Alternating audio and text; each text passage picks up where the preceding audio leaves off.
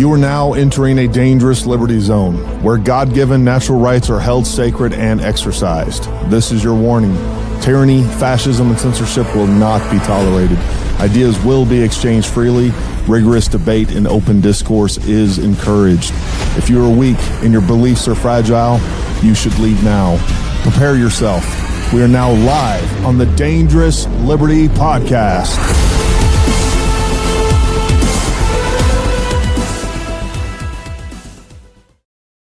All right, folks, welcome to another Dangerous Liberty Podcast. We got a great show for you, and I am excited to talk to our guest. Real quick, I just want to say hi to everybody over in the chat. Make sure that we got a lot more people tuning in, but make sure you guys say hi over in the chat. Make sure you like, subscribe, all those things. But I want to say hi to JP Six Gunner, American Woman, Quickly, Colonial 2130. You guys got to get some shorter screen names. Tina Clark, Mary Mahoney, Mary Mahey, and many, many more. Disney Up, Boiler Up, always good to see you. And I also want to give special recognition to all the mods out there. Thank you guys for what you do. You don't get enough credit. Con, good to see you as well. I'm sure Jason's in here somewhere and everybody else. Folks, we got a lot to talk about tonight. I'm really excited to talk to our guest. I'm going to have her come on and introduce herself in just a few moments. Real quick, I'll lay out the ground rules for this. Look, we do these lives because we want to include you in the conversation. And, we want to make sure that you get to say your piece. The other thing, too, I've learned a lot from people in the comments. They present new things that I go and research. Sometimes we do it right here live, which is always kind of fun.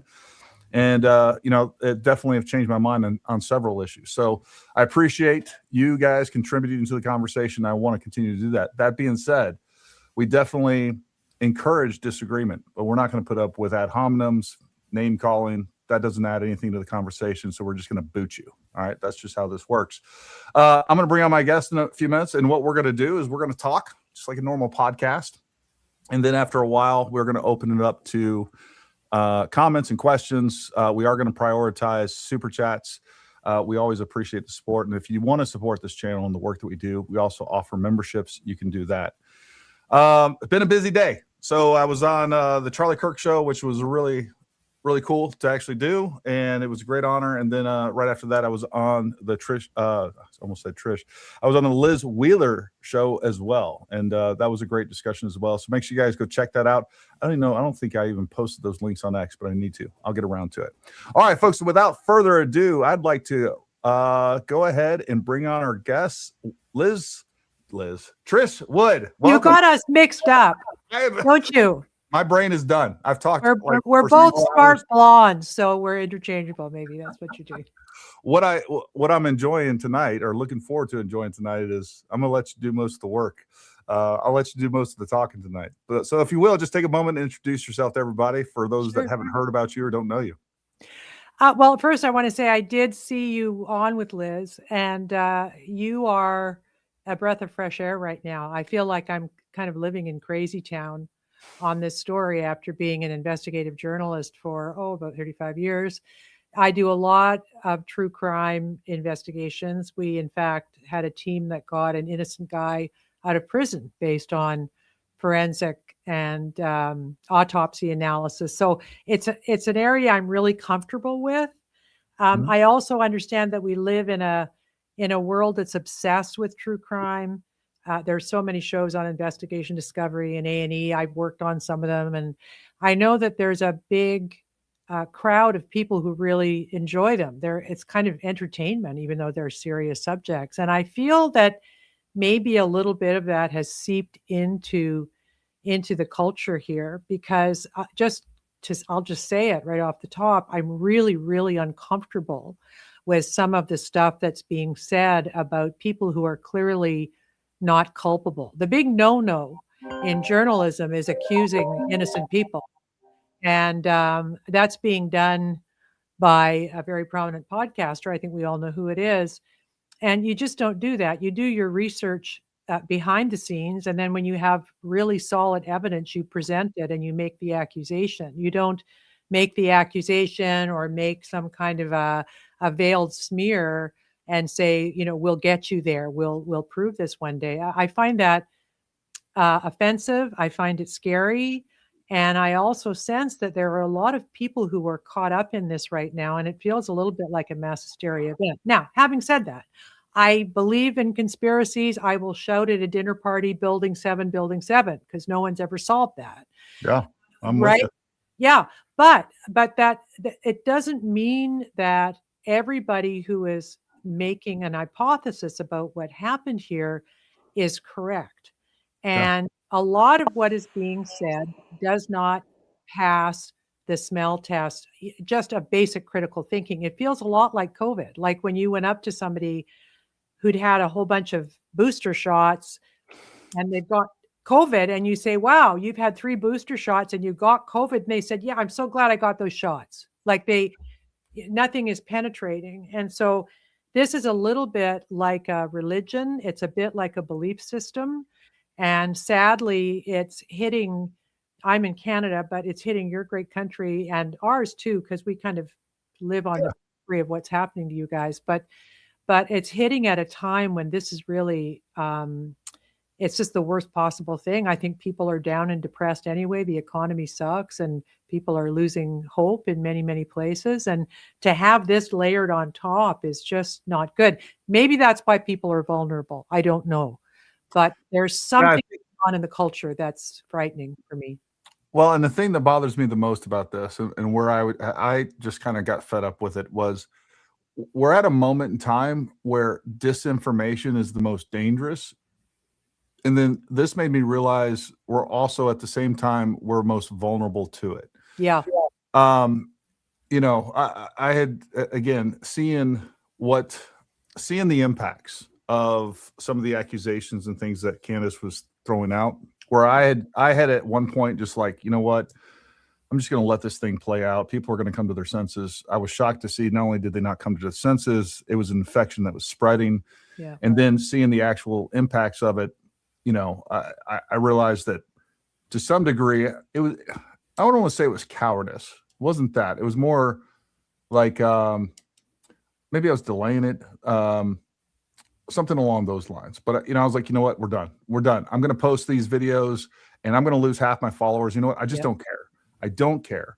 And because it is damaging the cognitive abilities of this country, and we are so susceptible to this type of disinformation. And if Candace is effective at doing this, because if you watch her videos, like I just sit through these videos, I'm just like, my God, how does anyone believe this? So if she's effective at doing it, like it almost feels like all hope is lost, because like once we get someone that is a little bit more persuasive than her, like they can run America. I really feel that.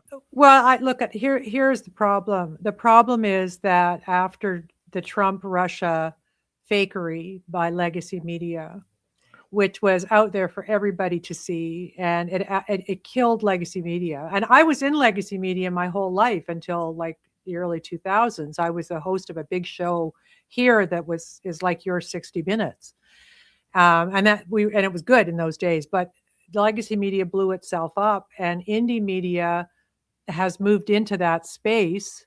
Obviously left vacant because we don't trust them anymore. And so when I see this kind of event happening, I get really frightened by it, because if we lose trust in our brothers and sisters in indie media because they're behaving in a way that's not and doesn't feel trustworthy right now, then what do we have? I mean, we have nothing, right? How many times can people interview Nick Fuentes to bump their numbers up? I mean, we're in a really, really bad time right now. And I don't know what the solution to it is. Well, I do. It's critical thinking. And you said that you've lost followers. I lost followers as well. And I'm doing a bit on Twitter, just sort of fact presenting. I did some stuff on the 30-06 that you saw out of a ballistics textbook by the godfather of that science that says, yes, they can remain in the body. It's 30%, I think, of them do if they hit bone or whatever. And just in putting that stuff up, I was getting, and being accused of terrible things. Like I've got one message here from somebody saying, "You are so stupid. We loved you during COVID. You were thinking critically during COVID, and now you're just stupid." So now the Jews got to you. The Jews got to you. Yeah, it's like it's become, like you said, it's become a sort of a religion. And I'm just here to say, look, if Israel did this, I'm all in. I can believe that. Nation states do terrible things. And I was highly, highly critical of Israel during Gaza. I was one of the first reporters out there saying this is going to be bad. I covered Israel and the West Bank in my journalism career. So you can't say that about me.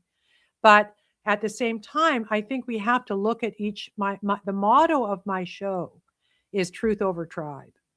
I don't report because my audience is mostly conservative, but I don't feed them takes on stories because I think that's what they want to hear. So when I wrote my first Israel-Gaza piece, which was on October 13th, saying, oh, this could be bad, they're using kind of genocidal language, I lost 30% of my followers. So this happens to us, right? And I thought, am I going to weigh in on Charlie Kirk? Oh, God, I know they're going to be mad at me again, but I can't help it. I have to say, what am I doing as an investigative journalist who has all this experience if I'm not using it to help maybe course correct a little bit in times of crisis like this? What is the point? I might as well just retire and go sit on a beach in Florida or something. I agree, because you definitely can't look yourself in the mirror. I want to address this comment right here. Now, this show is not going to be about Candace. No. This show not at all is, while Candace may be used as examples, the show is about, I don't know, cognitive security. And the fact that we need to be much more, we need to apply some objective thinking and critical thinking and assess information. You know, the problem is we start building in these algorithms in our head, right? And that's how we end up making decisions. If this is true, then this is true. And that's a logical fallacy. You know, I think that most likely that JFK was probably killed by our own country. I don't have a lot of evidence of that. I've seen, but the fact is there is some evidence. Like the other thing too is like we have an alternative, like the grassy knoll exists. We have some, you know, we have some circumstantial evidence. We know that there was a round that actually hit the top of an overpass. We know that there was a round that hit a curb, and it was actually somebody was injured and actually taken to the hospital. That didn't line up with the trajectory. I haven't looked into all this stuff too much, but I'm suspicious because there's evidence, and I can look at that and say, hey, there's evidence with this. The problem is when you start believing a narrative, and what I hear from most people is like, oh, you're just going to believe the FBI narrative. And that's just such a dumb statement to make. Yeah. No, I don't care what the FBI narrative is. What I care about is the evidence. And if the evidence between what we see in charging documents and I go there, or what other information that comes out, like what is the most likely scenario, what is logical, what makes sense, and what has evidence to support it. And when you ask me to just by default abandon all that and jump onto, it was the French Foreign Legion, even though we have zero evidence of that. We never saw them. We don't know where they're at. They're a sophisticated country. Like their military is no joke. Like especially their special operations and things like that. They're very respected even amongst the own U.S. special operations. So like them accidentally putting in the wrong gun, like, oh crap, you know, we planted the wrong gun. It's not even a thing. If this was a conspiracy where he was a patsy, I would say two things would make that more believable. If he was using an AR-15, not a 30-06, like who comes up with that? Like, you know what? Let's have our patsy have a 30-06. Yeah. And then the second one would be if the patsy ended up dead, if he, you know, unalived himself or ended up unalive somewhere else, then you'd have my interest. What's going on? But the circumstances and the evidence line up. Like it's you have to do mental gymnastics to believe all these other wazoo things. And that's what this discussion is going to be about. And also talking about, I can't wait to get into like journalistic ethics and some of the things that number one, you have in the experience that you have. This is an area that I want to continue to pursue because I think people need truth.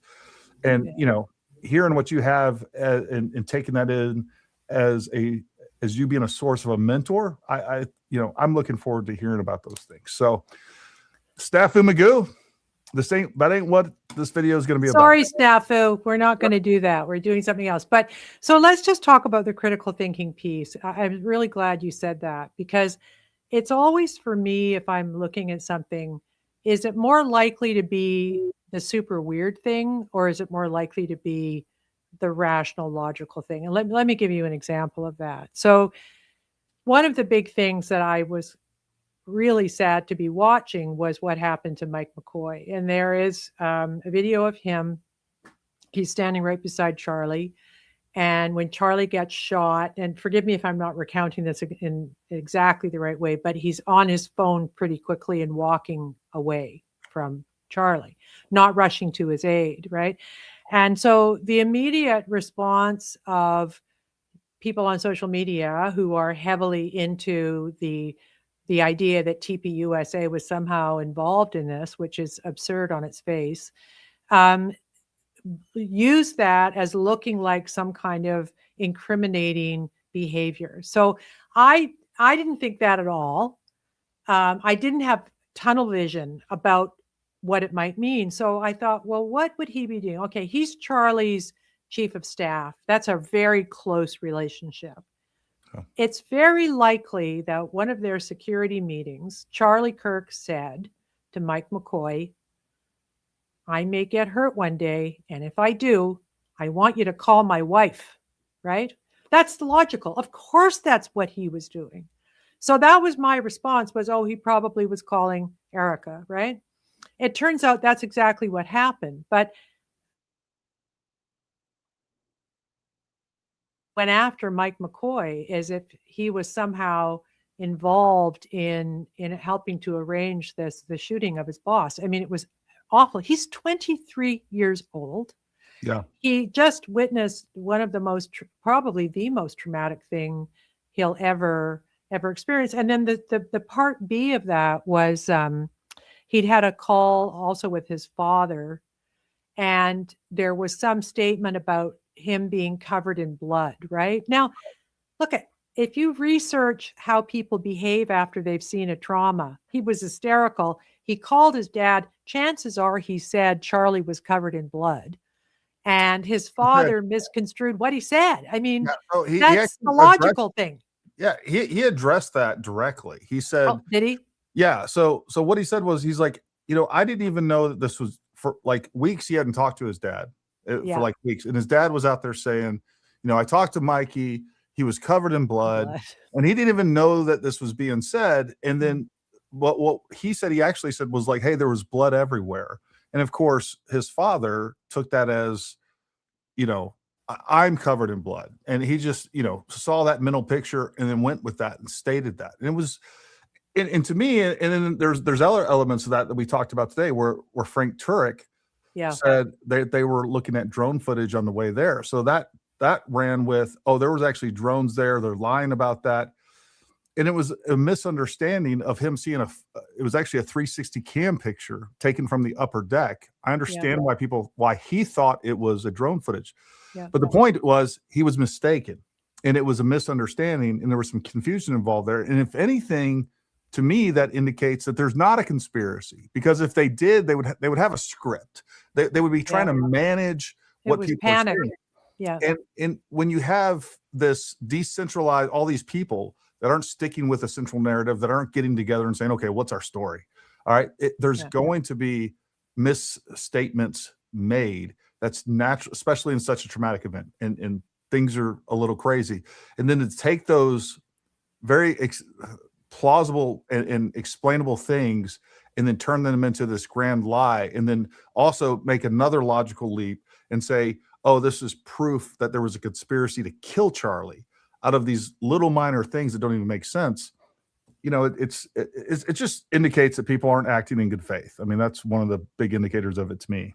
Yeah. And the other thing I'll just say for your viewers is that there's a woman named Elizabeth Loftus, who I've known for 3 decades. She's one of the world's most authoritative researchers on memory and how we experience trauma. Trauma actually changes the brain. Like in the moment that they were experiencing what they saw with Charlie, and I'm sure most of your people watching have seen that terrible video. I sadly watched it many times trying to figure things out. I was seeing things in it that I didn't understand, but I do now, which we can talk about. But in those moments, your brain changes. So expecting people to not say stupid things or incorrect things or irrational things in the moments after, and indeed the hours after experiencing an event like that is just not, it's just not fair. It's complete, and it's not in keeping with science.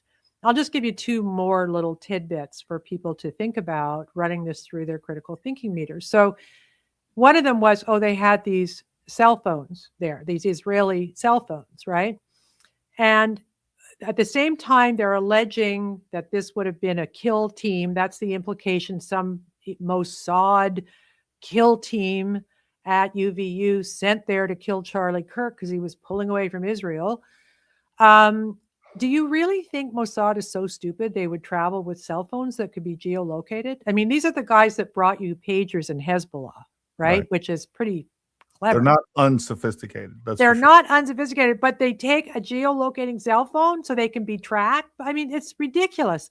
The other thing, I'll deal with it, is the airplanes. And I know that Liz Wheeler went after it a little bit in a more granular way, but critical thinking, I just looked at it and I thought, wow. So they say the planes were following Erica Kirk for a couple of years, right? With the motive that Israel killed him because he was stopping being a Zionist and they were losing his support for Israel. Well, he wasn't doing that 2 years ago. 2 years ago, Charlie was still all in the Israeli project. So why would they start planes following his wife 2 years ago before Charlie changed his mind? It's just absurd. And yet people are saying that that's, very, very strong evidence of some kind of a plot, and not to mention the maroon shirts and all of the other things. That is what a homicide investigator will tell you is the leading cause of wrongful convictions. It's tunnel vision. It's that you have an idea about what happened, and it's not based on evidence. You accept and reject evidence based on your theory. And if something is exculpatory to the person you're accusing, you reject it. And if it's incriminating, you accept it, no matter how ridiculous it is. And that's exactly what's happening here, in my opinion. It's prejudice, and you're prejudging before you have the facts in front of you. Speaking of the Egyptian planes and Liz Wheeler, I did post a clip of this, and I want to share this with everybody. I think this is really important to understand. Yeah, that's really smart. You in this show, this information, it was on YouTube, on Facebook, on Rumble. It is good to see you all live. It's been a minute since we've been able to live stream. Let me get I posted a very short clip. That's the whole episode, while you're looking, I'll keep talking. Yeah, please do. Yeah. So I just want to say that it's really important to, for people to understand what we're doing here, which is just to have people step back and think what is more likely, what is less likely. And you don't have to be, the king of ballistic science or forensic science in order to have really deep questions about some of these ideas that are being made. Me personally, I think anything's possible. I think Tyler Robinson, they have a reasonably solid case. I also think maybe foreign actors could also be involved. But we have to base how we view these things on actual evidence. And we have to put the evidence to the test, because real human lives are being affected by this. And as Gary said, I think the mental health of a nation too. I think that's also up for grabs at the moment. People are really fighting over these things. No, I completely agree. I don't know if that got yanked for copyright or what happened here, but I'm not finding that video, which is really strange. And I just posted it. Anyways, I have the actual video uploading to. It was quite good. I think since we've been able to live stream. Yeah. I will just You know what? I know exactly where it's at. It's right here at the end. We'll just play this portion right here. Imagine a young woman facing an unplanned pregnancy. Israel is known to use Egyptian planes. The Egyptian planes. What are the Egyptian planes? Well, the allegation from Candace Owens is that Egyptian planes were surveilling Erica Kirk. Candace Owens proposes the theory that 2 Egyptian planes specifically overlapped with Erica Kirk's travel over the past 2 years, a total of anywhere between 68 to 73 times, which, if true, would be somewhat of a statistical anomaly. It would perhaps be an indication that one plane might be following another. That would be an awfully similar flight path if, in fact, that were true.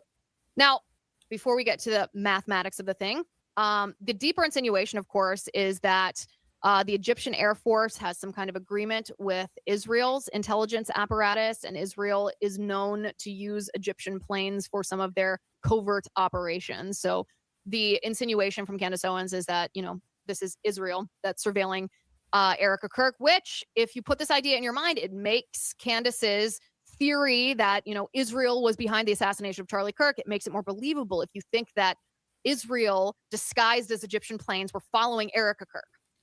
The problem, of course, is in the data. Now, I'm no statistician here. Maybe you guys are. And if you are, you can step right up to the plate here. But I do know, unfortunately, annoyingly, how to analyze methodology. How do I know how to do this? Well, if you go back to 2020, the year of COVID, what did we have to do on Team Reality? We had to analyze COVID studies. And really demoralizingly, you will find it. And then, of course, we have rigged political polls practiced at analyzing methodology. And that brings us to the Egyptian plane claim. Now, here's the thing. When you are not given the entirety of the information and you are just being told, trust me, I'll tell you, you don't have to see all the evidence, just take my word for it. You shouldn't. Unless you have all the evidence in front of you, unless the person saying I'm trustworthy says, here's the evidence, here's my source, here's my data, you should question it. Well, this applies to the Egyptian planes claim. The 2 individuals who are, I would say, the primary propagators of the Egyptian planes theory are Candace Owens and some guy on the internet named George Webb. But they are not publishing. They have not published the full data set comparing Erica Kirk's known travel to the travel schedule of these Egyptian planes. They've published just a partial spreadsheet. We don't have the full travel manifests of the Egyptian planes, and we certainly don't have Erica Kirk's full travel schedule. These are just her publicly known trips where she's posted about it on social media or she's been seen a certain place. And even then, we are just given one screenshot of this data. It is not sufficient. It looks at first glance, oh, this is all the data. Look, this spreadsheet. But it's actually incomplete. But here's what I found when I was glancing over this portion of this spreadsheet. How do you define overlap? When you say that these Egyptian planes were following Erica Kirk, what parameters do you use to define following or overlap? And what I found is the parameters used were absurdly large. And this is what I mean. In order for an instance of Erica Kirk's travel to be categorized as overlapping with an Egyptian plane or an Egyptian plane overlapping and following Erica Kirk, the parameter was plus or minus 3 days. So, for example, Erica Kirk could travel to location A, and an Egyptian plane 3 days later traveling to that area was counted as an overlap. 3 days, plus minus 3 days. So theoretically, Erica Kirk could go to location A on one day, leave the next day. The Egyptian plane could arrive the day after to the location that Erica's already left, and that was being counted as an overlap.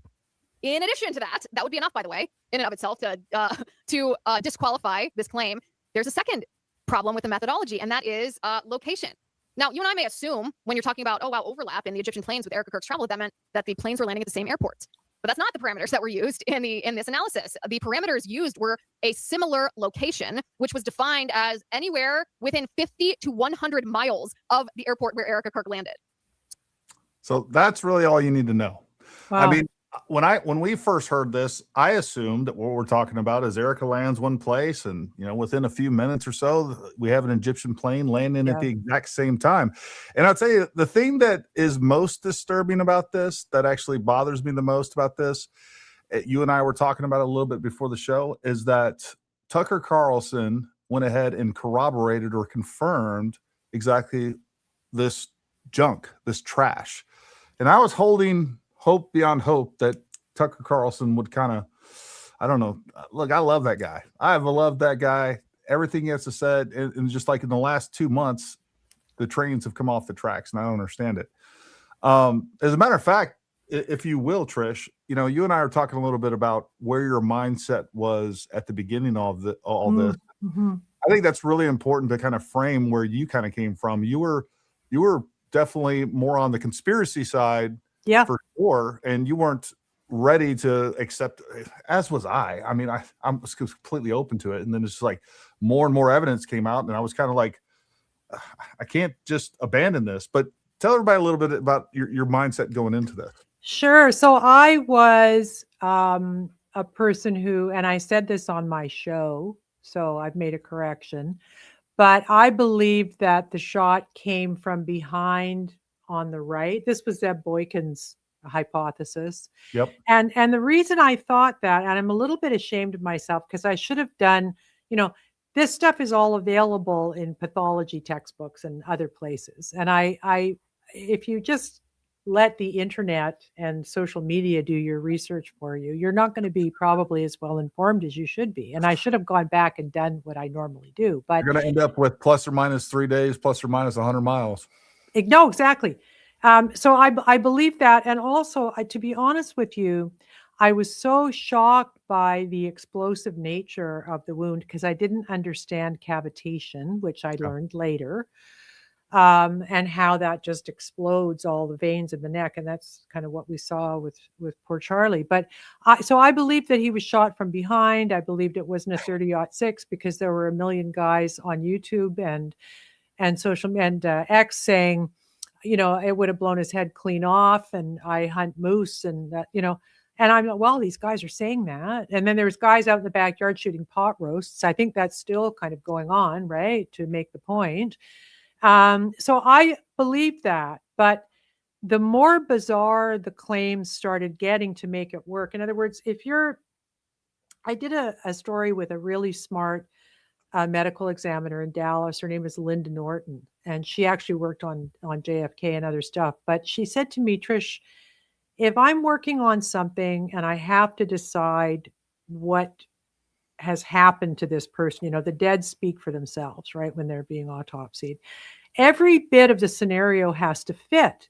If your crime narrative works 7 out of 10 ways, but there are 3 ways it could not have worked, like i.e., you say the guy was bludgeoned to death and there was no blood spatter in the room, that's a problem. Like, you probably shouldn't say he was bludgeoned to death until you can work that out. So I believe, she ingrained that in me, that you need to have a narrative. And what I was realizing from social media and podcasters and everybody was that all these theories in totality added up to nothing, right? So a guy from behind, who was he? Was he Israel? Like, what? There's no story here. So I started going back to kind of basic forensic research. And I think I hate to say this, but I think Tyler Robinson is good for it. Maybe he was a patsy, but the evidence looks pretty good. Like, one of the things was, he could never have made that shot.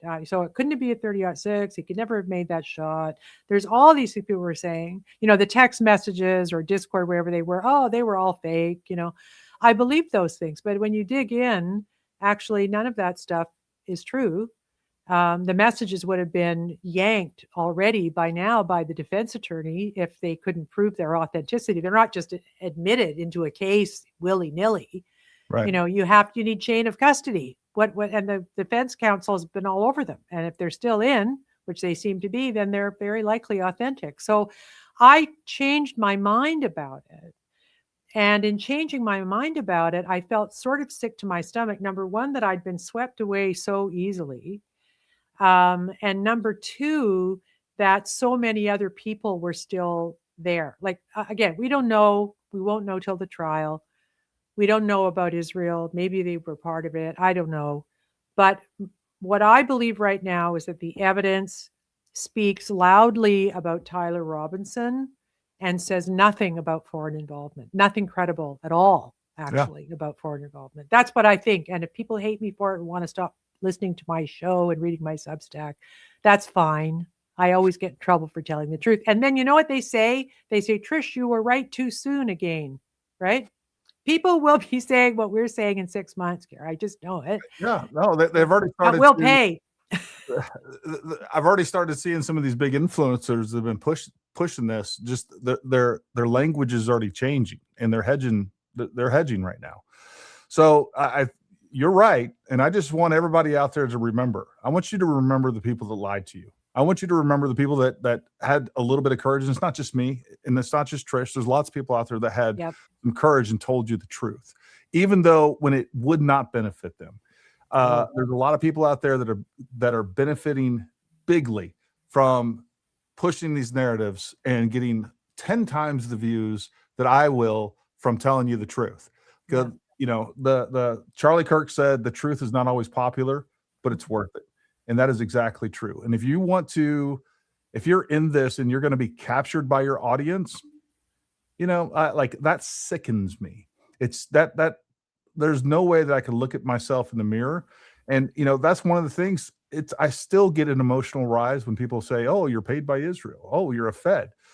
I've gotten much more used to it. But like the idea that I would take money and change my opinion or say something I don't believe literally sickens me. I was willing to die for this country. I have lots of friends that have died or lost their battle with their self after they came back from Iraq and Afghanistan, or came back completely different people. And the idea that I would squander all of that to take a couple dollars and change my opinion about something like, you're disgusting. All right. That's how I feel about you. And the other thing too is like, it's what people say when they don't have a logical argument to begin with. And it's just it's so dumb, it's so silly. And that's why, again, anybody in here, you even suggest that I take money from Israel, or I'm a Fed, or Trish is, or anybody else, my guest, I'm banning you. I don't have time for you because you're not worth talking to. You're just not. That's the way that I feel about that. Let me just respond to that. I love that. And I feel almost weepy that you said it, because I'm a journalist and I'm old school, and I started working in journalism in like 1979. That's how old I am. And it was always a calling for me, always a calling. And I have friends who died doing journalism. My friend David Blundy was shot by a sniper in El Salvador committing journalism. Like, I know we all hate legacy media and they deserve our enmity. They do. They're scum. Sure. But those of us, especially the pre-digital ones, like, we actually had to go and see stuff and write it down and learn about the world. We care deeply about it. I tear up watching The Newsroom, the Aaron Sorkin show. I'm like, oh, it's so great, because truth matters, and people have died for truth. This sounds really corny, but that's why I knew with Gary. I never knew Gary from before this, but he was saying stuff on Twitter. I thought, wow, this guy is saying the truth. And I know when he's saying the truth, he's going to pay for it. And if you go to Twitter and you look at the people on our side, me and Gary, which is just the truth side, nobody retweets us. Like, the big crazy shit is, whoa, thousands. The algorithms like the conspiracy. They don't like us. And that means that we suffer and our shows get less attention and all of that sort of thing. So, we're just the guys over here saying we're trying to get to the truth, and we actually really mean that. We're not just asking questions. We're actually posing uncomfortable ideas about things and knowing we're going to pay. We're doing the opposite of monetizing, actually.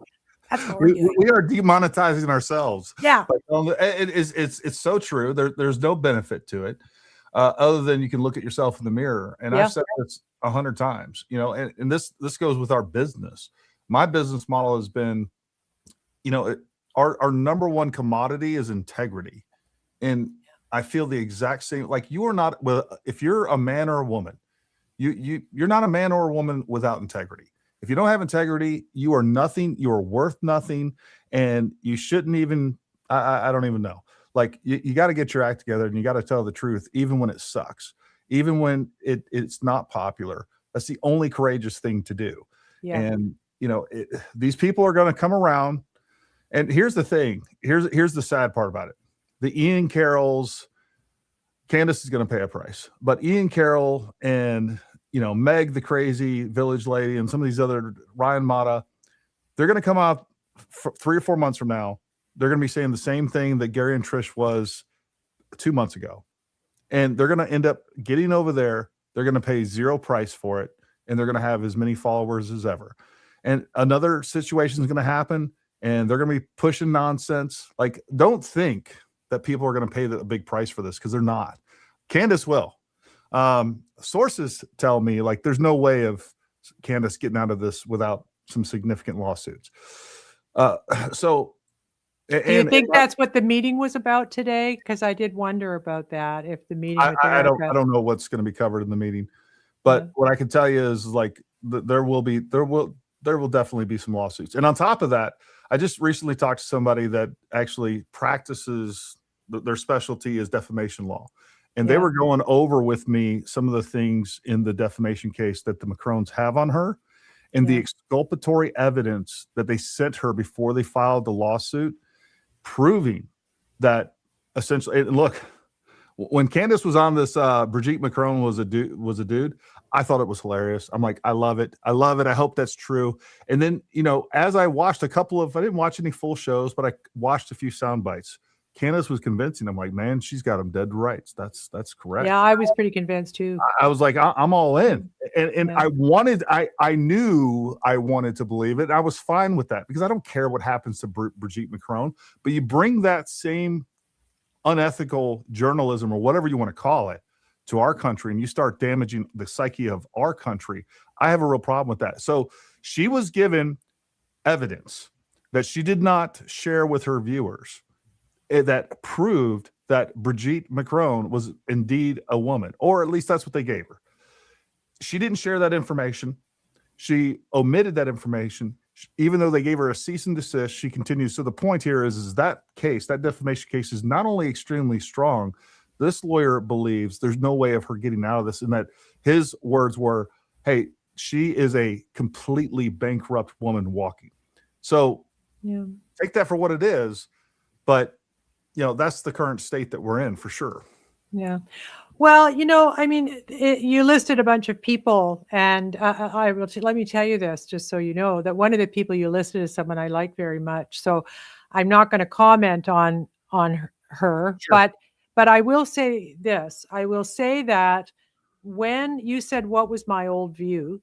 And my old view was that it was a conspiracy. And I emailed Candace Owens at the beginning of this, and I said, if you want to hop on a call, I will talk you through how to try to get an autopsy. Because I did speak to the medical examiner. I was like the only person who actually called the I spoke to the medical examiner's office, right? They don't release autopsy results. And that was at the time when everybody was saying there was no autopsy. Why was there no autopsy? And so we traced it to somebody in the PIO office there, Public Information Office. And I found a local reporter who said, oh yeah, I was standing there when the casket showed up in Taylorsville to go in for the autopsy. So that kind of ended that also hysteria about there not being one. But sorry, what I was going to say was that I emailed Candace and I said, if you want me to talk you through how to do a crime thing, I'll give you an hour of my time, right? Because I thought it was important. It was before things started getting really out there. I didn't hear back. That's fine. I'm sort of glad that I didn't, but I want to be on the record as having said that. I thought she had credibility at the beginning of this. I really did. At least to me, she had credibility. With some people, she may still, but. And you thought she was acting in good faith, more importantly. Yeah, and who knows if she even saw it? Like, who am I? I'm nobody. I'm some Canadian chick who's worked in. No, but I'm just saying that's why you offered your services and your time and expertise, because you thought she was acting in good faith, and you thought this was a venture worth pursuing. Yeah. So I just want to talk a little bit about Erica as well, because I'm deeply, deeply troubled with how social media has turned on her. It's like a mass hysteria event. Erica Kirk is a struggling widow. Stylistically, she and I do not align. I would not let her pick my wardrobe. Look at me. I'm like wearing a black sweater. This is kind of my uniform, right? She's more flamboyant than I am. She was a beauty pageant queen. And she's like I don't think she is a Southern belle, but she kind of acts like a Southern belle. That's fine. That's not a moral crime at all, right? She's always dabbing at her eyes. I know why she's doing that. It's not because she's fake. It's because she puts black eyeliner under here. And if you cry and you're not dabbing, you end up looking like the Joker. That's what's going on there. So, and let me add to that. Just what I will gladly admit is I don't think she does well in public events. No, I think she does come across as a little inauthentic. But I think that's just, look, you know, she's always been kind of famous. She probably feels like she's putting on an air. You know what I mean? It's like I don't know. She doesn't communicate the best. But like my wife, she doesn't like getting on podcasts, and she doesn't, you know, she feels self-conscious, and you don't know what she's going through. And look, she's living in the shadow of her husband, which is like who can outdo Charlie? I wish I had the intellect. I wish I had the memory recall. I wish I had the speaking ability that Charlie has. Like if that's what you got to go against, and that's what you have to try to fill his shoes, man, that's a tall order to fill. And on top of the fact of her going through the mental, physical, emotional stress that she's going with, and now she's feeling like she's having to get out there in front of the public and try to respond to all these different accusations, which she shouldn't have to. No, you know, so there's, you can critique her or criticize her, but what they're doing to her is villainous. I mean, it's weird, isn't it? Yeah. It's disgusting. It sickens me. Like, and it's mostly women, it's mostly women. When I'm seeing these pictures of her, like with devil horns, and they're making her eyes glow with this animation, and it's propaganda. It's clear what it is. It's not fair. It's not ethical. It's not honest. There's no integrity in it. There's nothing good of it. And it's disgusting. Loved her style for what it's worth. I've seen the video of him describing how they met, and he was besotted from the get-go. By all accounts, they had a terrific marriage. They're really very physically attracted to each other and kind to each other and Christian in their beliefs, and it was completely authentic. So he, if people love Charlie, then they have to give her a minute of grace, right? What has she done wrong? She's, the moment at the casket was sort of cringe, but in the scheme of things, her husband's just been, she can't act perfectly. And given when that happened, he'd been dead maybe 24 hours by the time the autopsy's happened. He's been embalmed. He's now in a casket. That happens in about 24 hours before she flew back with him to Arizona with JD Vance. So how has she become this figure of someone who deserves the kind of abuse that she's getting? I don't get it. I don't get it. Maybe I'm old. Maybe that's what it is, and it's just kind of a young mean girl thing. But I don't think she deserves it, and I think people should be ashamed of themselves. That's what I would say. I would wag my finger and tell them that.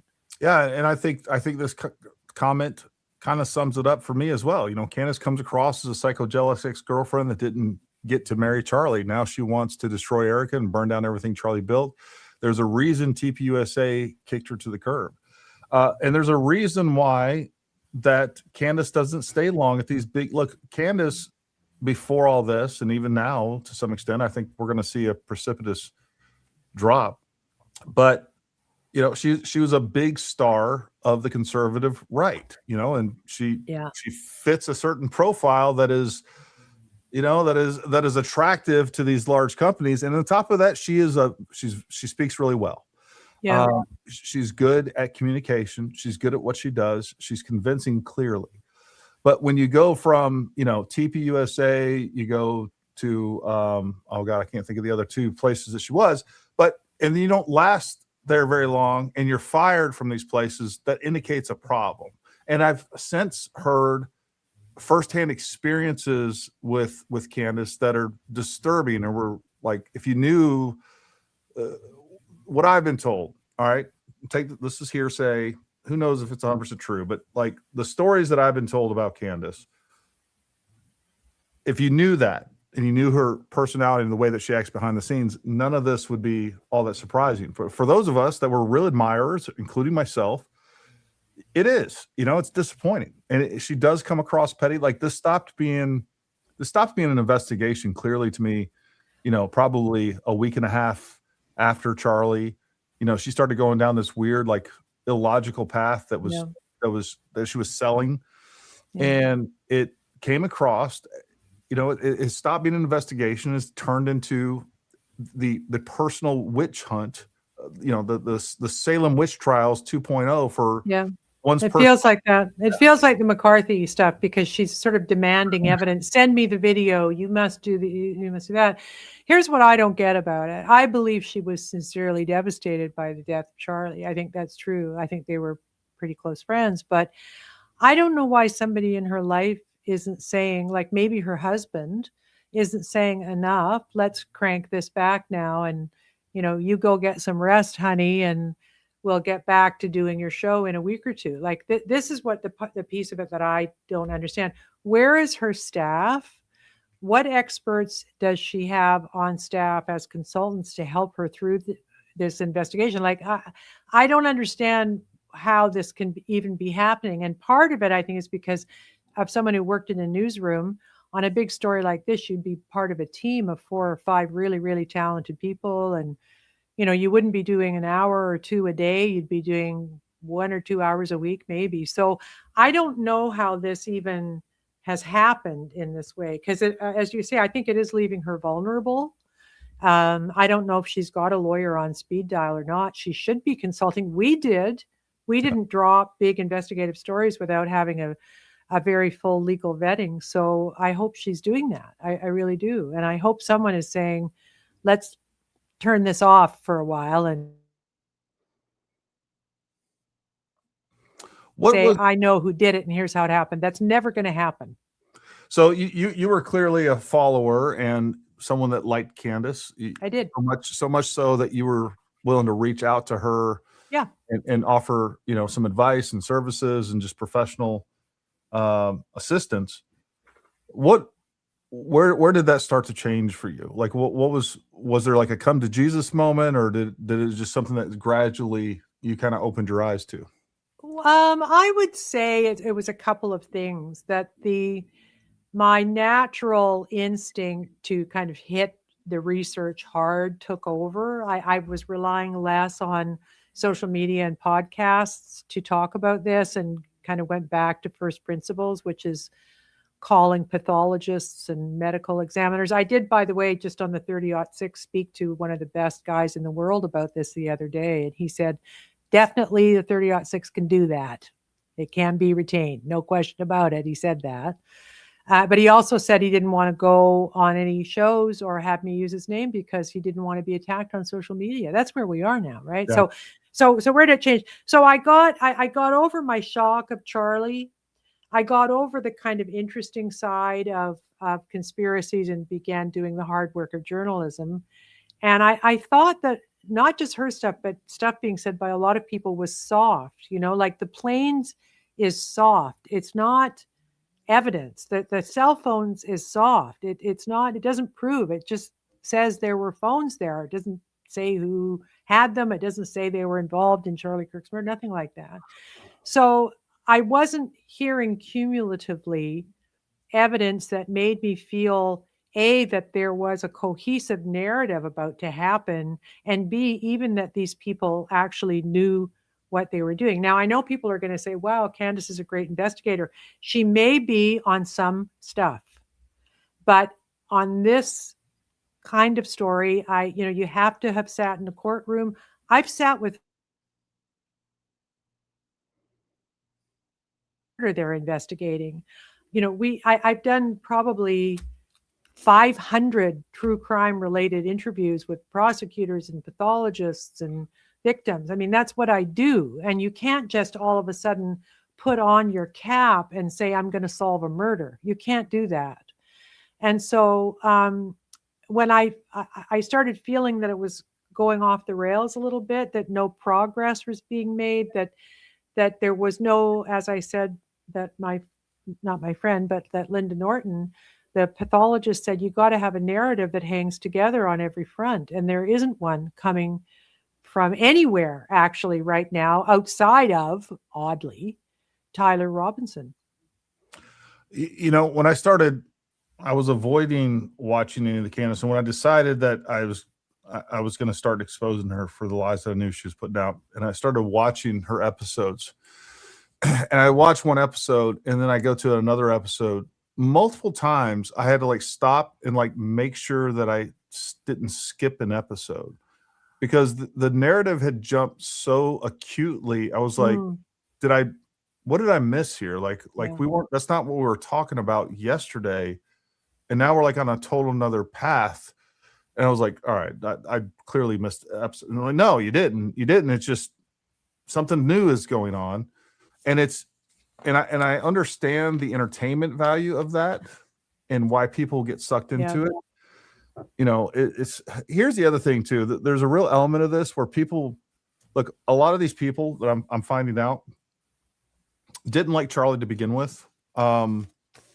They think this is a fun, like there's no, like, it's just fun entertainment, and it's not really all that serious to them. So it's kind of like me with Brigitte Macron, right? Like, I don't care. Yeah, it's entertainment. I understand that because true crime has become entertainment, and I know that because I've worked in it for so long. I mean, that's sort of how it's treated by many, many people. But, you know, I want to say something also just about the idea of turning on real live human beings in this, the way this has happened. I have found some of the comments on social media and in some of these podcasts about TPUSA and Erica Kirk to be, I mean, bizarre, alleging that they are somehow involved or covering up, or I don't even know what the allegation actually is, but it's a bad, like there's an implication. You know, Charlie was betrayed by everybody. What does that even mean? Like, what? I don't understand why we're going there. I don't understand why people believe it. There's no evidence for it. And as I said earlier, these are young people who just lived through this incredible trauma, and now they're being accused of being in on it somehow. So I think we have to ask ourselves as a society and a culture right now, why are people so carried away with this? I think it's a post-COVID problem. I think it's a post-legacy media problem. We don't believe anybody anymore. We don't believe our institutions. We don't believe the FBI. Lots of MAGA people no longer believe Trump. Where are the Epstein files? Who is Kash Patel anyway? I mean, that stuff's all happening very quickly and churning about. So I think and we don't trust legacy media. So we're so disappointed, and our cognitive dissonance is kind of cranked up so high, we don't know what to believe. Hannah Arendt said this, that one of the most, maybe it was Dostoevsky, one of them, anyway, said that one of the most dangerous things that can happen to a society is not being able to discern what's true and what's not.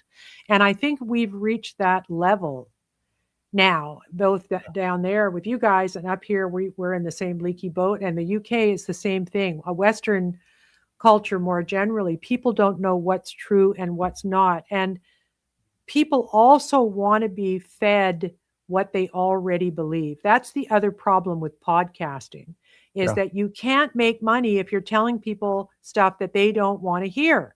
Right. And so, you know, they want you to give them medicine that's bad for them. They don't want to kind of sit and learn. And I'm not in any way dumping on people who listen to podcasts. I do.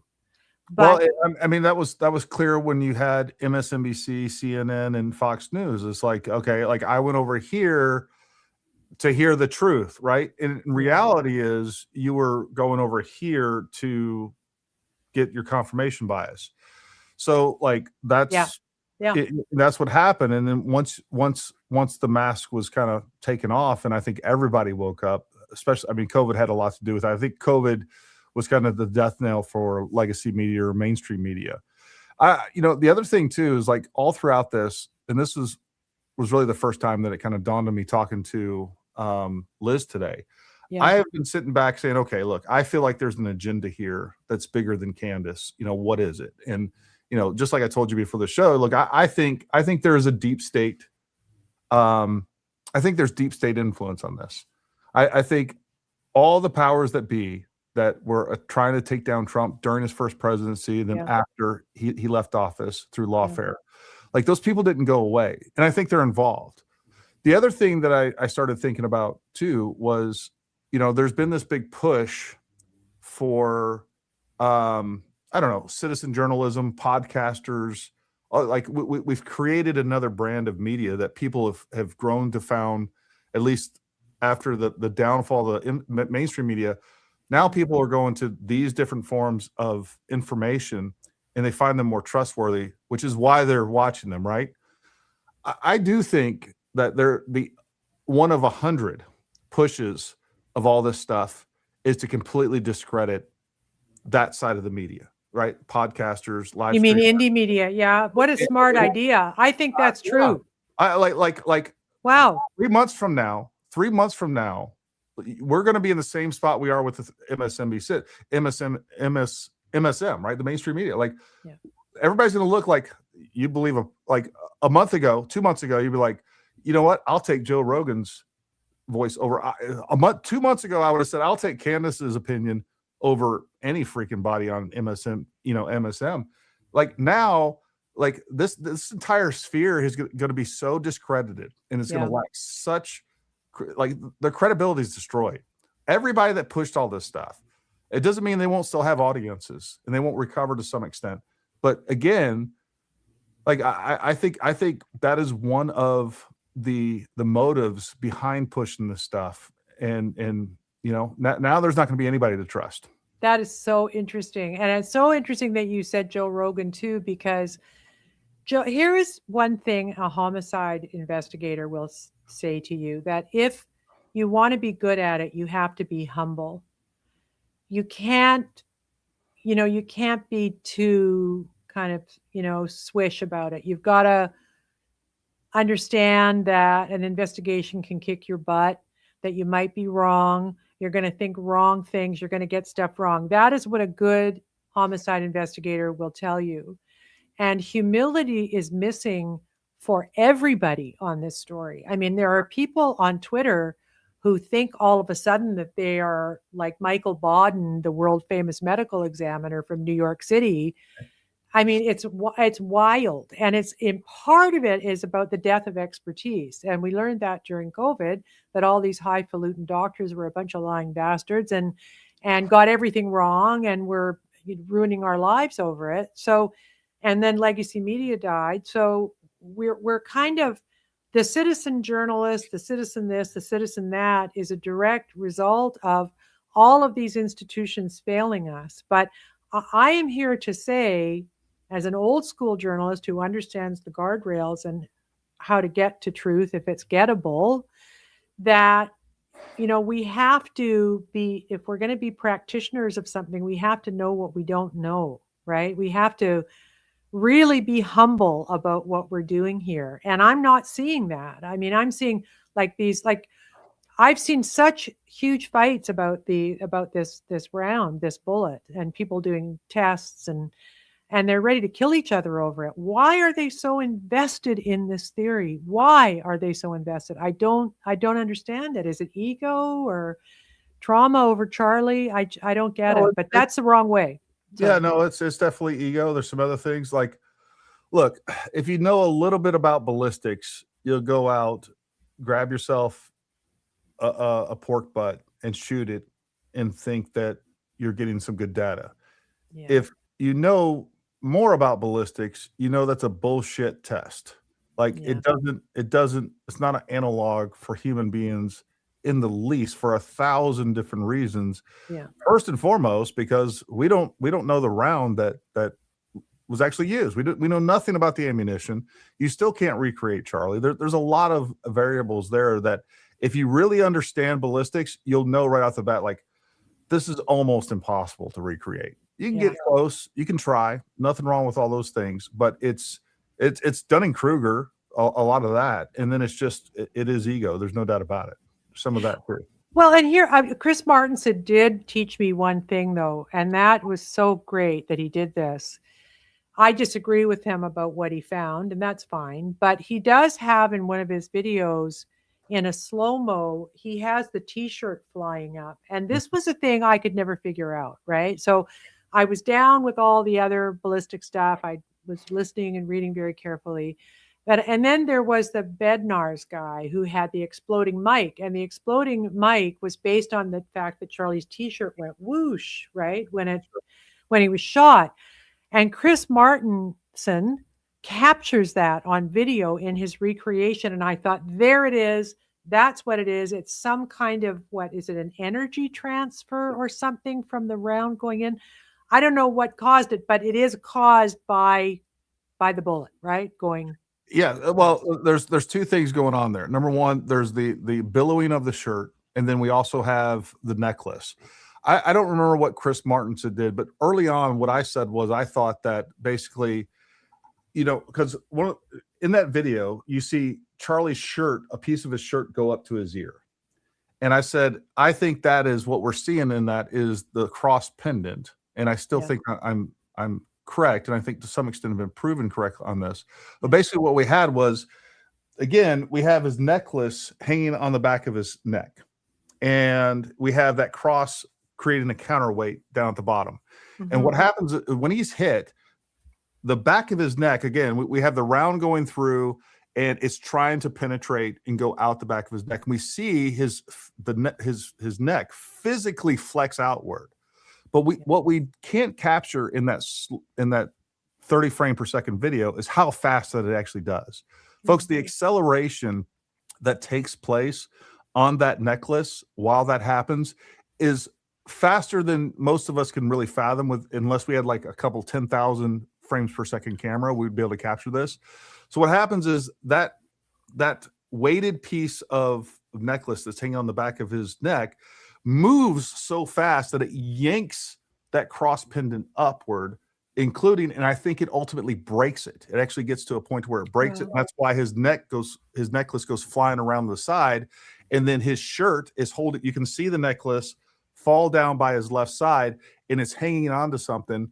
And I think the loop that the necklace, the cross is attached to, doesn't allow it, at least on that side, to pass through. So it's holding on to the shirt, his collar.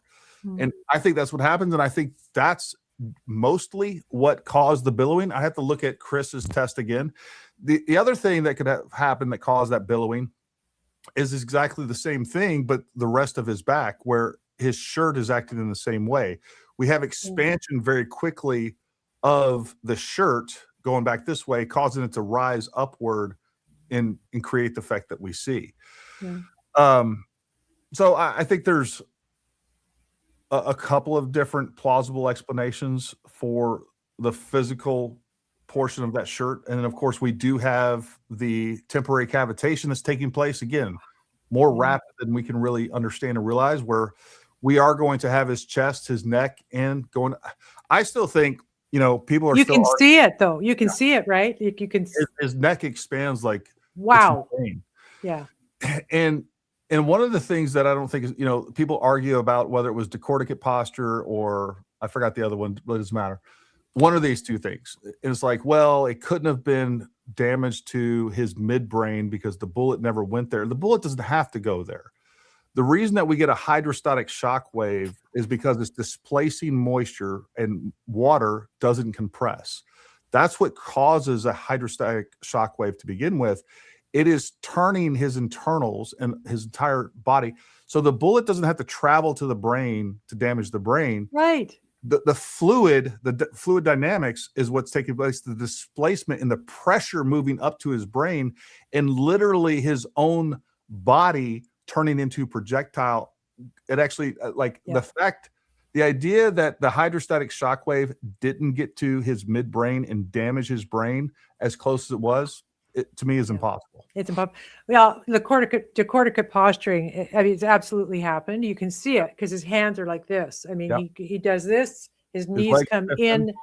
Every neurologist in the country, except maybe one, said it was decorticate posturing, which is a symptom of this kind of dire, non-survivable brain damage. But you said something really interesting to Liz that kind of chilled me a bit, and that was that when the round hit the spine or whatever major bony substance is back there, that it made a noise. And I will bet you that you can trace that audio evidence to the decorticate posturing, because I think maybe that's when his spine was severed or whatever was the injury that caused this reaction that he had when he started to fall over is very likely what that sound was, right? Am I right in your opinion? Well, I do think the sound was the round hitting the spine for sure. Wow. Now, I mean, we can imagine this. He doesn't really take that sophisticated of a thought experiment.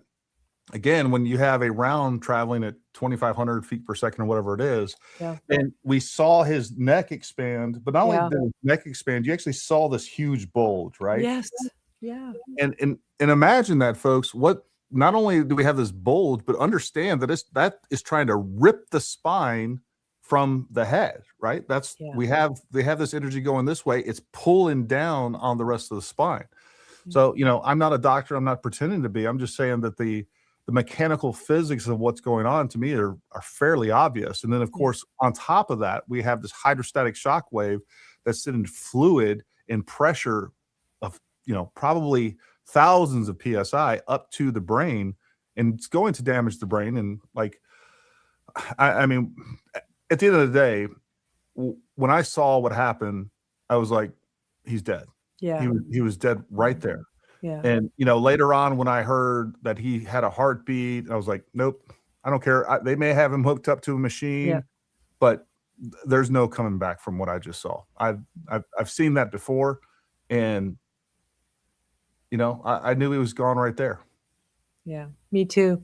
One thing I did want to ask you about is the idea of the magic bullet and how, again, these maybe misspoken things. I think it was Andrew Colvett who I think was told this by the doctor, but who said the trauma surgeon, obviously was called in, tried to save Charlie's life, not salvageable, dead instantly, virtually. I think you and I agree on that. Yeah. And what he said about there not being an exit wound was that Charlie had this, miraculously strong bone that stopped a bullet. And it sounded to me when I heard it, this is a doctor being kind to a young man whose boss has just died. He's just trying to put a bit of a friendly spin on it. And Andrew, assessment. Sorry? It wasn't like some sort of technical assessment, which is what people are sort of trying to turn it into.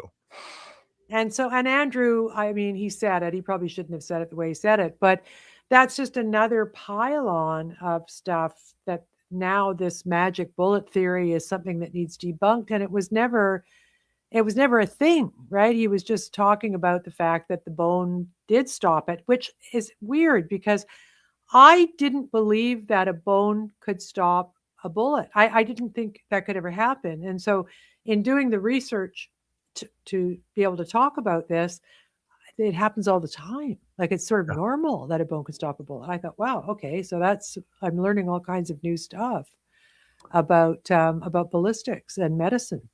Yeah, folks, if you didn't see any of my interviews earlier or any of my posts on X, if you don't follow me on X, number one, go follow me. And also, by the way, down in the description below, I did put Trish's X account. Go follow her as well.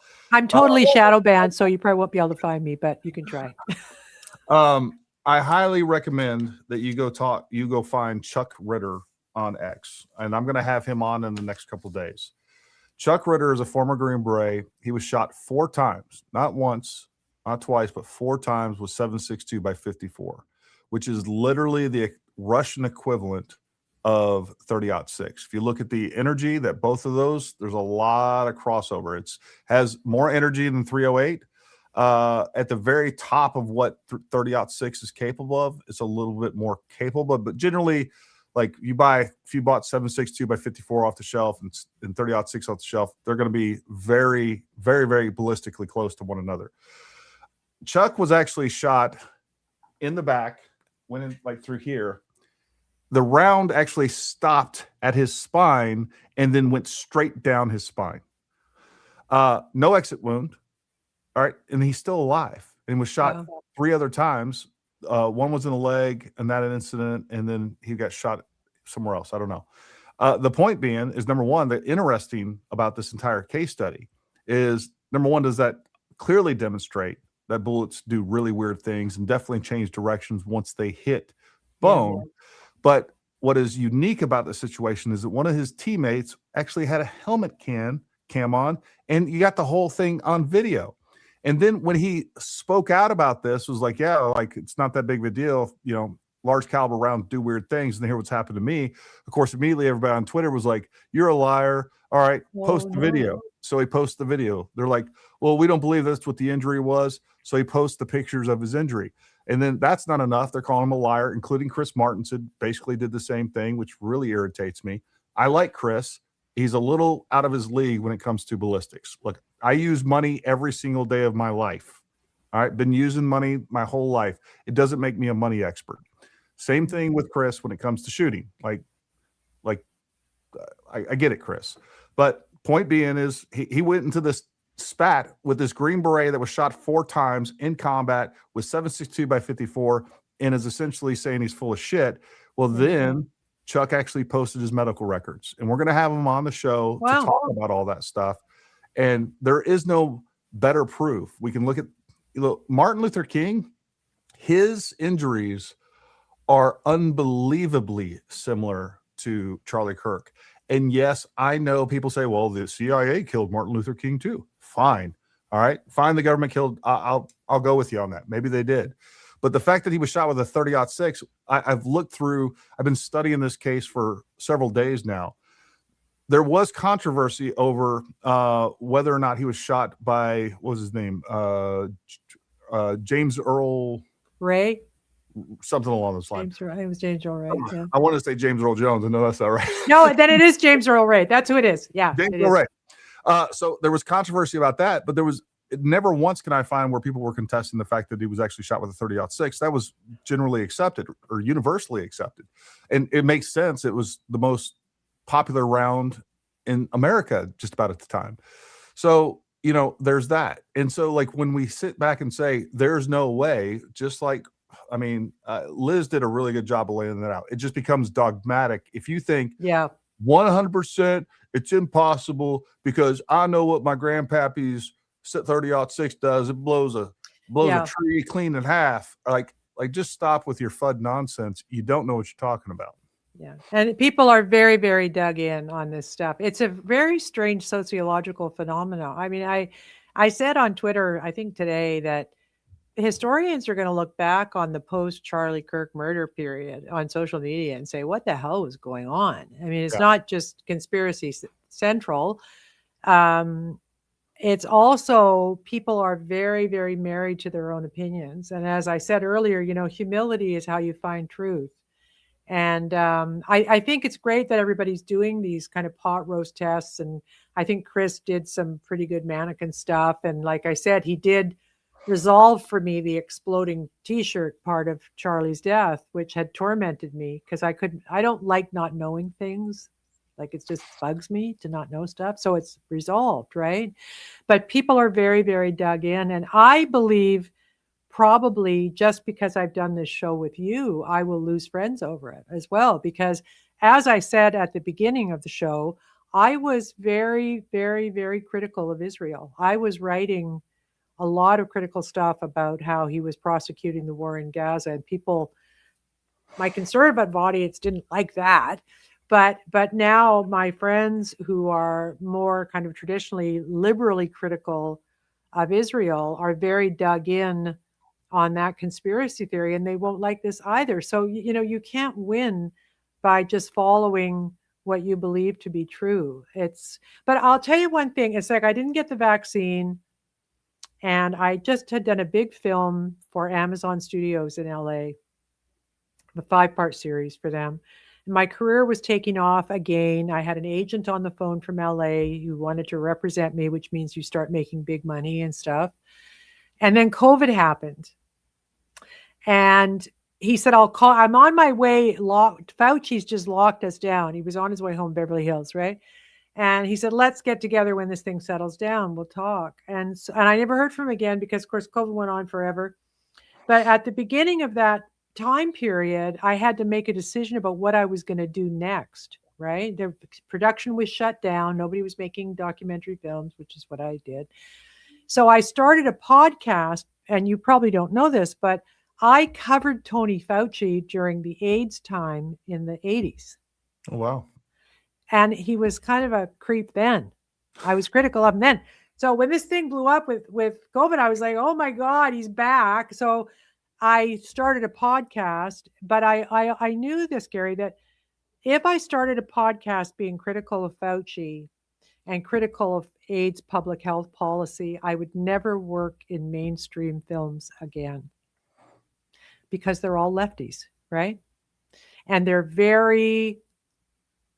it's a very closed off community. Like I think Mel Gibson manages to survive being, not that, but I knew if I started my podcast, I was crossing a bridge, and that I couldn't come back from it. But let me tell you this, I am so proud of that because I bump into people on the street here who run to me sobbing, saying, thank you for keeping me alive during COVID. You were the only person not talking nonsense, right? So yeah, I kind of shot myself in the foot professionally because the documentary world is a very strange cat. Unless you're Matt Walsh and they're giving you $5 million checks to do films, you've got to raise money and all that's hard in that world when you're not perceived to be like them. But I don't regret it. I don't regret it. I don't regret it. I don't regret it. Yeah, no. Also too, when we're done here, make sure that you send me all your links to your podcast. Number one, I want to start listening to it. Number two, I know you said you're kind of on a hiatus and you have. I am. Jeffrey Tucker's doing it from Brownstone Institute. He's doing it for me right now. I've never heard of him. He's amazing. And Brownstone is the place for really high-end COVID stuff. Jeffrey Tucker was the guy who brought Jay Bhattacharya and Martin Kulldorff together for the Great Barrington Declaration about focus protection. That's Jeffrey, right? So he's running a really good shop over there. And I'm proud to say he's hosting my show right now because I'm in the middle of writing a script for my latest film. So that's interesting. Yeah, no, make sure you send me all your links to all your socials. I want to make sure that we provide those.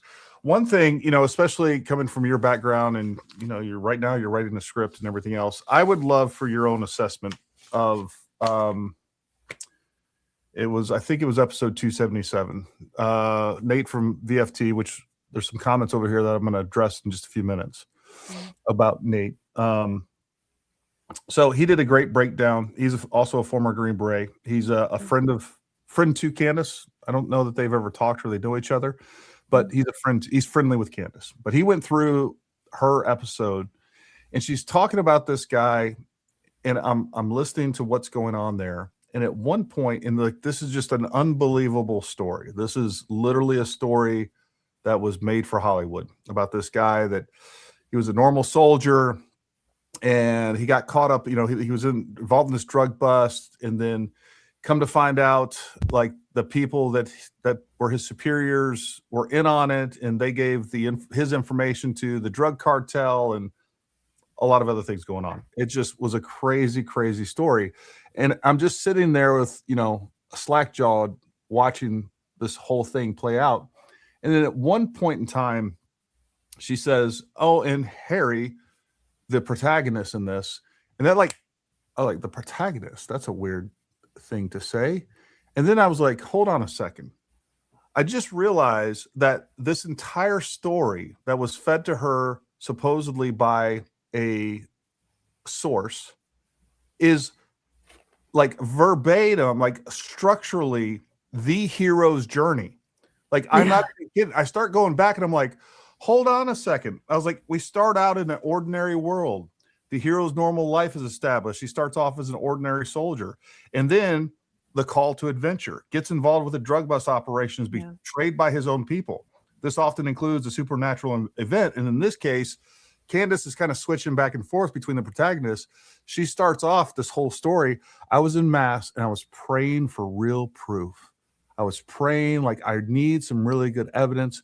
And then I go home, and later that night, I open up my email, and the very first email, and this is just God at this point. She's literally saying, it's just God. I open this email and I hear this story, but then you go on, it just follows the test, allies, and enemies, approach to the innermost cave. He's going to this one place to confront his past. Like it is, I would love for you to listen to that podcast. And if you're seeing what I see, and there's also this huge element of disinformation where she gets you nodding like, hey, this is true, because she shows a bunch of pictures of the drug tunnel, and we know that we had this narco thing going on, and she's showing pictures from George W. Bush with the war on drugs, and you're nodding like, I know that's true. And then she provides proof, or says she has evidence. She actually never shows it. Evidence like, I know he stayed at this hotel. So the immaterial portions of this she provides proof for, but the material portions of it are wholly fabricated. And I know that, and Nate knows that, because again, she starts talking about special operations and how things work. And this guy is supposedly a former SF guy / EOD guy, which is not a thing. And it's obvious to us that this portion of the story and many elements of it are impossible. Yeah. But I just thought it was so interesting. And that's where I thought, like, you know what? I want to know who her producers are. Was this story fed to her in this format, or did her producers create it in this format? Mm-hmm. Because it follows the hero's journey format to a T. With the end, you know, he has to return with the elixir. He returns with newly acquired knowledge of the conspiracy, and Brian Harpole is once again the villain at the center of it all, which it's just crazy to me. But anyways, I just thought that was such an eye-opening moment for me listening to this. Well, she's a gifted storyteller, right? I mean, there's no question about that. She is. Now, you mentioned Brian Harpole, and I just want to say this before we go. Sure. I think it's important because it's actually newsworthy. There was a petition to keep Charlie Kirk off the UVU campus about a week before his event. Yeah. And in the petition, there was a link where you could leave comments. And in the comments are a number of things that kind of border on threats toward Charlie Kirk. And I remember looking at it the day after he was killed. It was still up. I downloaded the comments. I think I still have those somewhere because I wrote about them in my Substack. I thought, wow, did they tell his people this? Like, and there were trans comments in it too. And I have not seen any of that reported anywhere else. And it seems like it would be narrative. Yeah. Right. I mean, it just destroys it. You know, here's the other part of this that really disturbs me about that is like, we have an obvious culprit here that, number one, he claims, Liz pointed this out beautifully, like he made a confession to his parents, confessed on the Discord, and she brought up a couple other places like, oh yeah, he actually said that too. Why he was doing this. And like the thing to remember is, and you know, talking to some of the things I talked about off the record and on the record with Brian Harpole and Andrew Covelt, by the way, that confirmed some of these things. Look, Charlie had been getting death threats for a really, really long time. Yeah. And even Frank Turek, which was one of the clips that was creatively edited to make it sound like this was like a day before, when Frank specifically said 2 months prior to ago, Charlie was getting death threats, and he was like, they're going to try to kill me. Who he's talking about specifically in that is the trans and the leftists. Yeah. And there is something there that we need to, and look, I am still completely open up to this being a conspiracy. And I'm how do I want to say this? I'm fine with it not being a lone gunman, in that it was I do believe it was one gunman because we got one gunshot. Like this is where things get weird. Like, oh, you believe there was one gunman? Well, there was one shot taken, so there was only one gunman. Yeah. But what they're trying to say, not so eloquently and not so intelligently, is he could have had accomplices on the ground. Yeah, maybe so. Yeah. Like, we still don't know what was going on with Hunter Kozak. We still don't know what's going on with George Zinn. I want to know about that. There could have been other people that aren't identified. I think that he could have been radicalized by some entity, including the deep state, our own country, or another country. Yeah. But we're not focusing on that at all. And, you know, there's the trans gun club. Like, those are things that I want to look into. But I'm like, even I'm distracted by, like, no. It's not the French people. Like, wake up. This lady's lying to you, and she's damaging the psyche of our nation here and tricking millions of people into believing utter nonsense that shouldn't be so easily accepted. So I think there's a lot that we don't know. But can I just say this too? And this, maybe people aren't going to want to hear this, but this was a security screw up of massive proportions. That was the first thing I said. I said, who swept the roof? Who was on the roof? And we heard the answer to that question, which is they said, well, we got it for you. Like, we'll do it for you. And that like, people make mistakes. I feel sorry for his security team. They have to live with this. I'm a human being. It must be horrible, but we got to face it, right? That it was a security issue. But also, here's another thing people maybe don't want to talk about. Charlie was getting death threats all the time, apparently. And he chose to not go behind plexiglass. He chose to have it outside. He chose to have the security that he had, which isn't saying anything but these were decisions made collectively by a group of people, and they were probably stupid decisions, actually, if I can say that. Let me push back on you just a little bit. Sure. To say this. Look, I think Charlie was extremely aware of the risks that he was taking. Yeah. I just feel like he thought that it was so important to have access to him that they were worth those risks. So you don't think he was being cavalier? That's interesting. No, I don't think he was being cavalier at all. I think he was genuinely, and again, I've had conversations with not only Brian Harpole and the things that they were telling him that he needed to do, and he wasn't open to it. And then talking to more in depth about these things with Andrew Kovac, which I talked to. Somebody said, this proves that I always knew Gary was friends with TPUSA. The first time I ever talked to anybody that is directly associated with TPUSA was yesterday. Andrew Kovac contacted me, said, hey, look, I'd like to have you on the show. Would you like to come on the show tomorrow? And then we spoke for quite a long time. Before that, the only other indirect contact, because he's not directly with TPUSA, was Brian Harpole, who reached out to me and said he wanted to do an interview. So Gary has not been friendly with TPUSA. I didn't know anyone directly associated with TPUSA. I've had no communication between them or anything else. So Gary's thoughts are his own. I'm not being paid by TPUSA to say anything. So no, I don't think he was being cavalier. I think he was fearful, but at the same time felt like what he was doing was so important that it's just like when we're in the military. Like, every time we were out in Iraq, especially Iraq, like, we knew we weren't, like, in Iraq, you don't get into a lot of gunfights.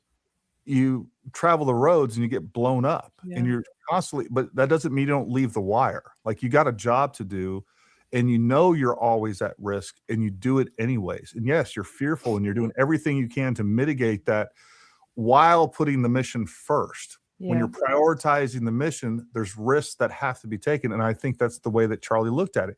He could have had 3 times the security detail. He could have told them that he wanted somebody dedicated to counter sniper operations. Again, just because of security detail, and again, what he had was a close protection detail. And the key word there is close. They handle arrivals and departures. And they create a 30-yard bubble around him. That's what they can control in any given venue. The police and the UVU are responsible for their own physical security.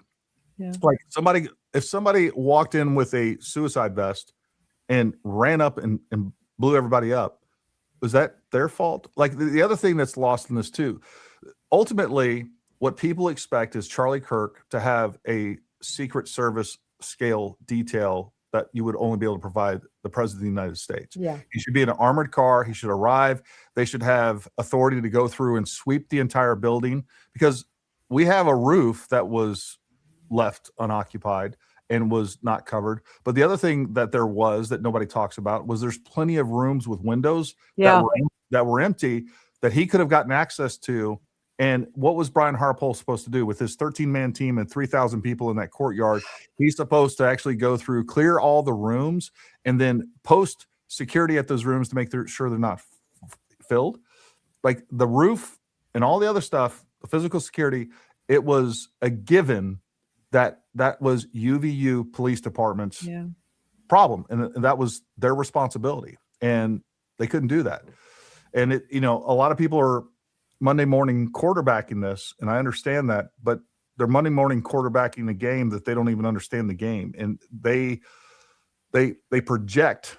Look, when the president goes to a place, it's $3 or $4 million worth of assets at any given location. Yeah, and that was one location for the president is the cost of the entire budget for his security team for the year, and probably more so, by the way. So it's like people don't understand that, and I get it. There were security failures. There's no doubt about it. But how is he doing? He was on Sean Ryan, right? Wasn't he? He was, and afterward he was on my show. Sorry. Afterward, he came here, and we did an interview with him here. Oh, I'm sorry, I didn't see that, but I'm interested in how he's dealing with it, because he seemed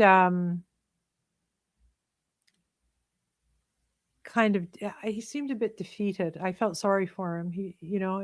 Right? Yeah, no, he is. Like, number one, he had a close personal relationship with Charlie. That's often lost. He just he's been traveling with Charlie personally, just like Dan Flood did. He went to the Asia trip that Candace said he wasn't on. He was. There's proof of that. I have his flight itinerary coming from that. And I don't think, look, losing Charlie was bad enough. The other thing too is the other thing that I think feels most defeated is the inability to fight back against what's being said, not just about him, but his men. He's like, look, Gary, I can retire. He's a retired law enforcement. I don't know if he retired or not. Let me strike that from the record. I'm not sure about that, but like, he's fine, right? He's had a lifetime. He's had a long career, and he said this to me. He's like, look, I could retire tomorrow. I'm fine.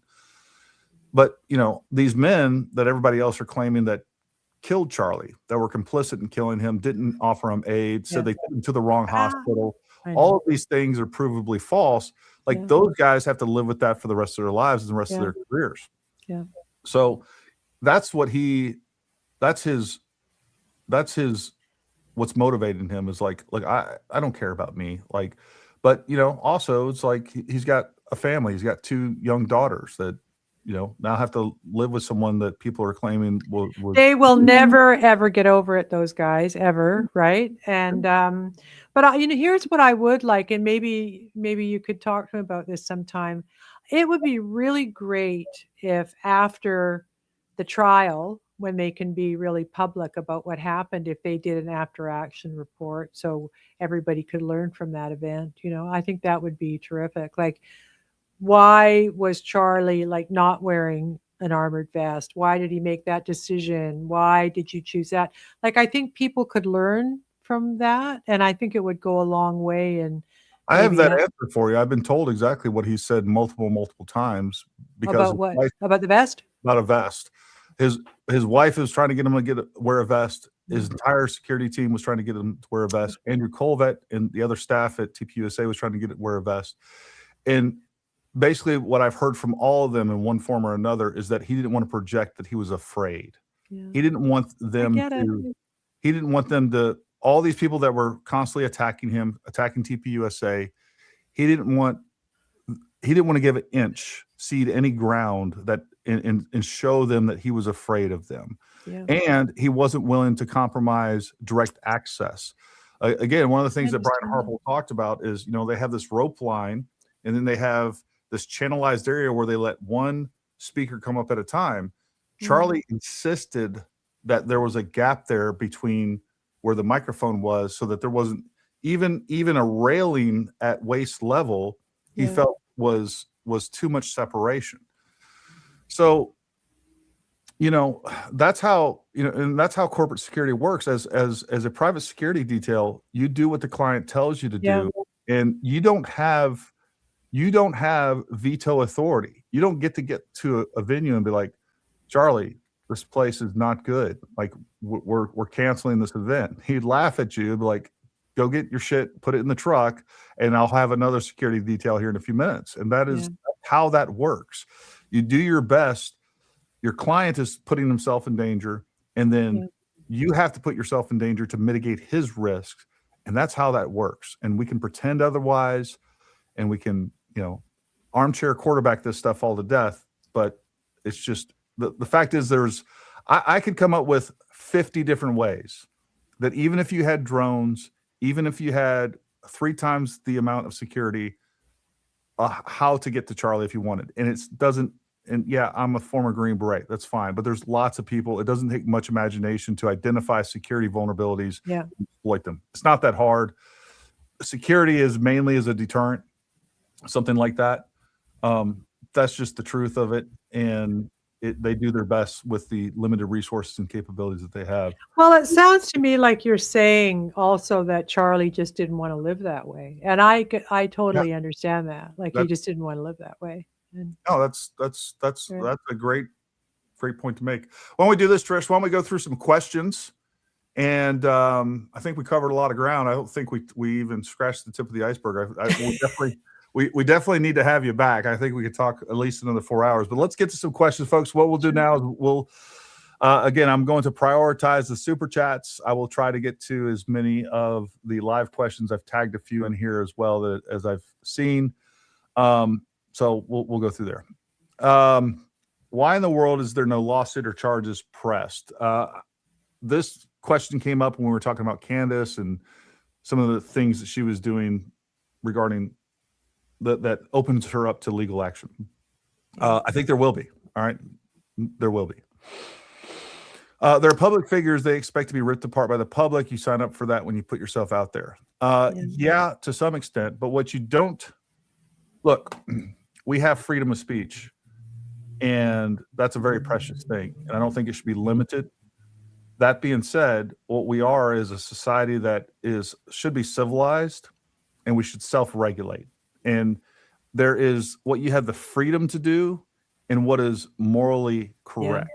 And one of the things I remember growing up as a kid in like the 80s and 90s, and it was not acceptable if I remember seeing this in the public eye and a lot of other things. It's like it was morally unacceptable for you to levy charges at somebody or accuse them of something without any sort of evidence. And now not only is it accepted, it's encouraged, and then it's also fun. Yeah, and by the way, it's also monetized, right? Yeah.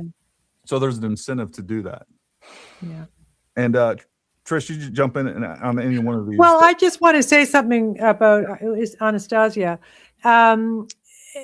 Just because something is kind of legal to do doesn't mean that it's the right thing to do. So just because someone signs up to a public role doesn't mean that it's humane to be cruel to them. I mean, cruelty is never okay. Yeah.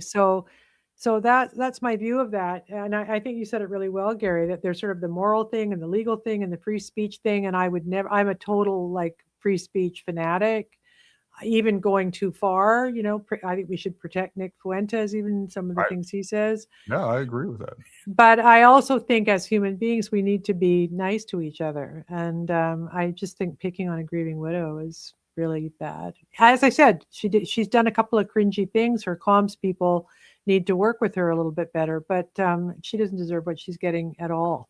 Yeah, no, again, just because you're in the public eye doesn't mean that you should have to accept abuse by everyone. That's not how that works. That's not the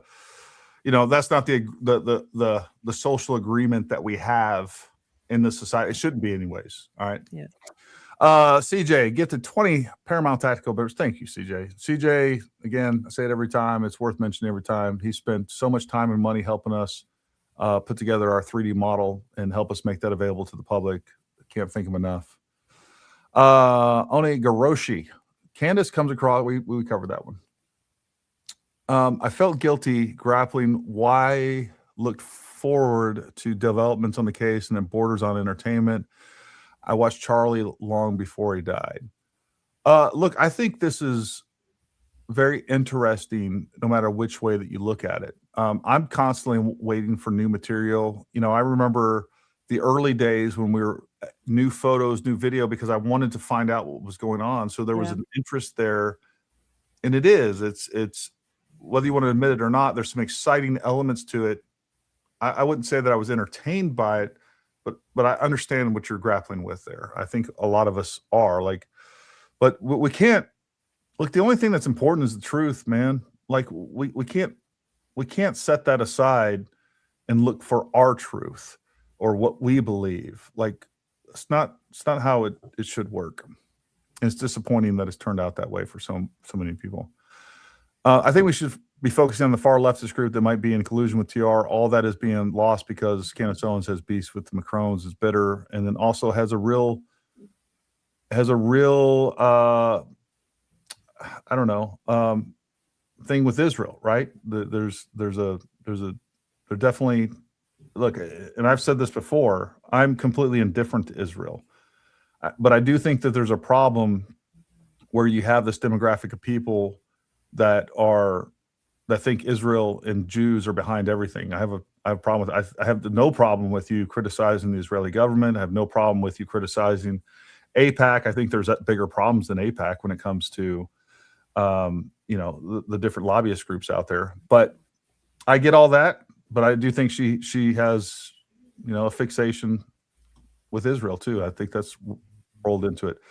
I would really love to have a conversation with Gary. High Speed Chase, if you want to contact me and you want to have a conversation with me, you can go to DL Podcast.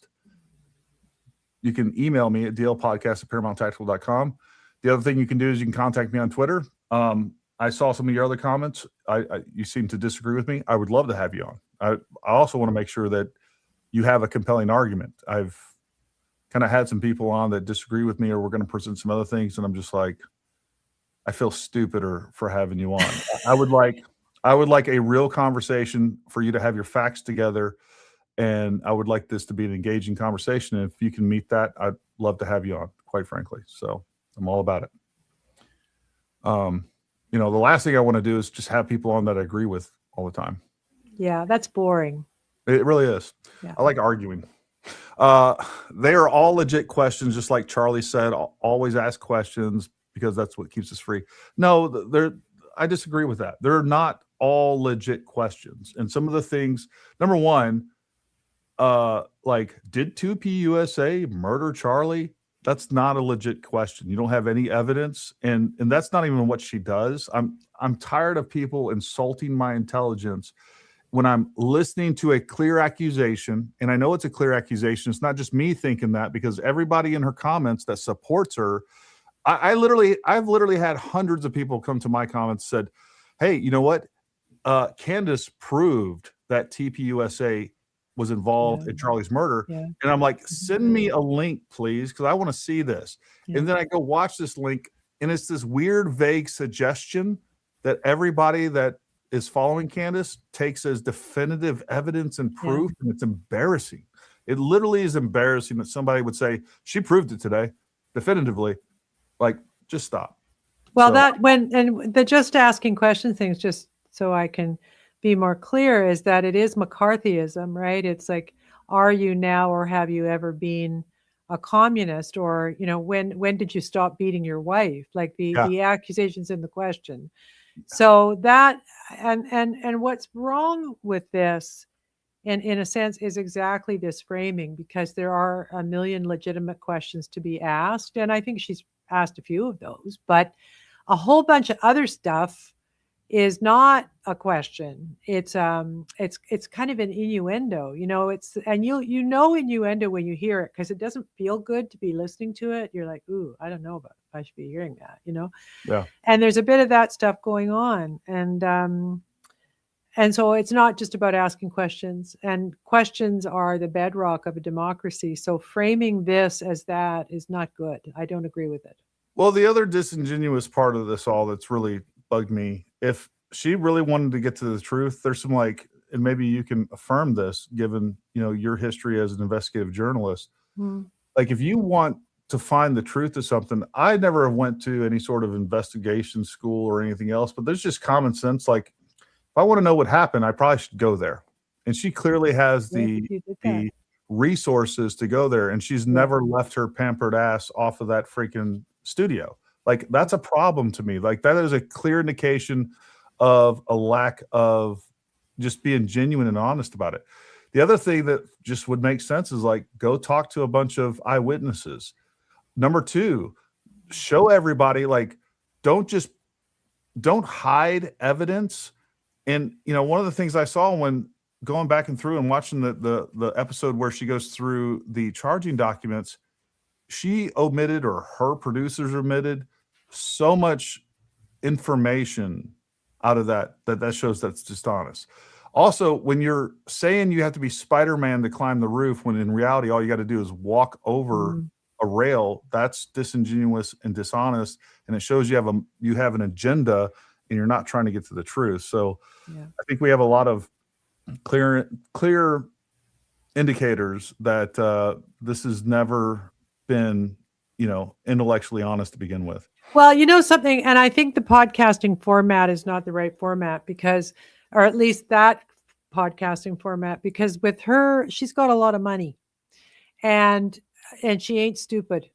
And what a team she could put together with her cash and actually do some good and maybe be publishing instead of just speaking into a mic every day. Like I've been following it in the sense that she does, how long is her show? Like an hour and a bit? It's an hour. Every day she's got a new, that's impossible to be doing that correctly. It is impossible. So, get a team, get some retired medical examiners, some ballistic guys, some homicide detectives, some lawyers, get them all, make it like a dream team. You can call it Candace's dream team if you want to, but do that. Like admit what you don't know and legitimately go after what happened here. That would be so very cool, right? 100% agree. Look, I just talked to Nate. Was it yesterday or the day before? Anyways, look, Nate and I are friends. We disagree on the ballistics of this. That's it. All right. I don't know how much he's talked about online, but most of the stuff we see eye to eye on. Who's Valhalla? Who is he? He's a former Green Beret as well. His name is Nate Cornucopia. I can't ever say his last name. I get it. Nate Cornucopia. Yeah. Anyways, he's a friend. I talked to him on the phone the other day. We can definitely have a discussion. We've been on each other's shows before. I'm sure we'll do it again, and that's not that big of a deal. Same thing. People are allowed to ask questions before the trial as well as do their own investigation. I agree with all those things. Like what you shouldn't be doing is just launching accusations and saying people are guilty of murder when you don't have the evidence to prove that. Yeah. Cambo, first blood. This came up when we were talking about the hero's journey thing.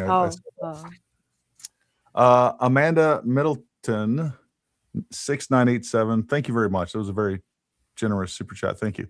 Love your show. Your guests absolutely nailed it. People want to be fed what they already believe. By the way, I want a HKCC9. Well, ParamountTactical.com or give us a call. We can take care of you, Amber. We will take care of you. We can get you holsters all set up. Everything you need, we can get you taken care of. Does anyone here believe that there could be a 1% chance that there could be a different shooter? A different shooter or an extra shooter? Yeah, that's a great. I was reading that as a different shooter in a different location. So not Tyler Robinson. Not Tyler Robinson.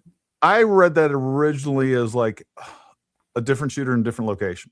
Now, I am like, there's not enough that we've seen to me that we can definitively say that was Tyler on that roof. I think that's fair to say. Interesting. I never thought of that. There you go. Everything has to be on the table, doesn't it? It does. I've said that a long time. Like even when we were talking about so this is where I go back to, depends on what you're saying here.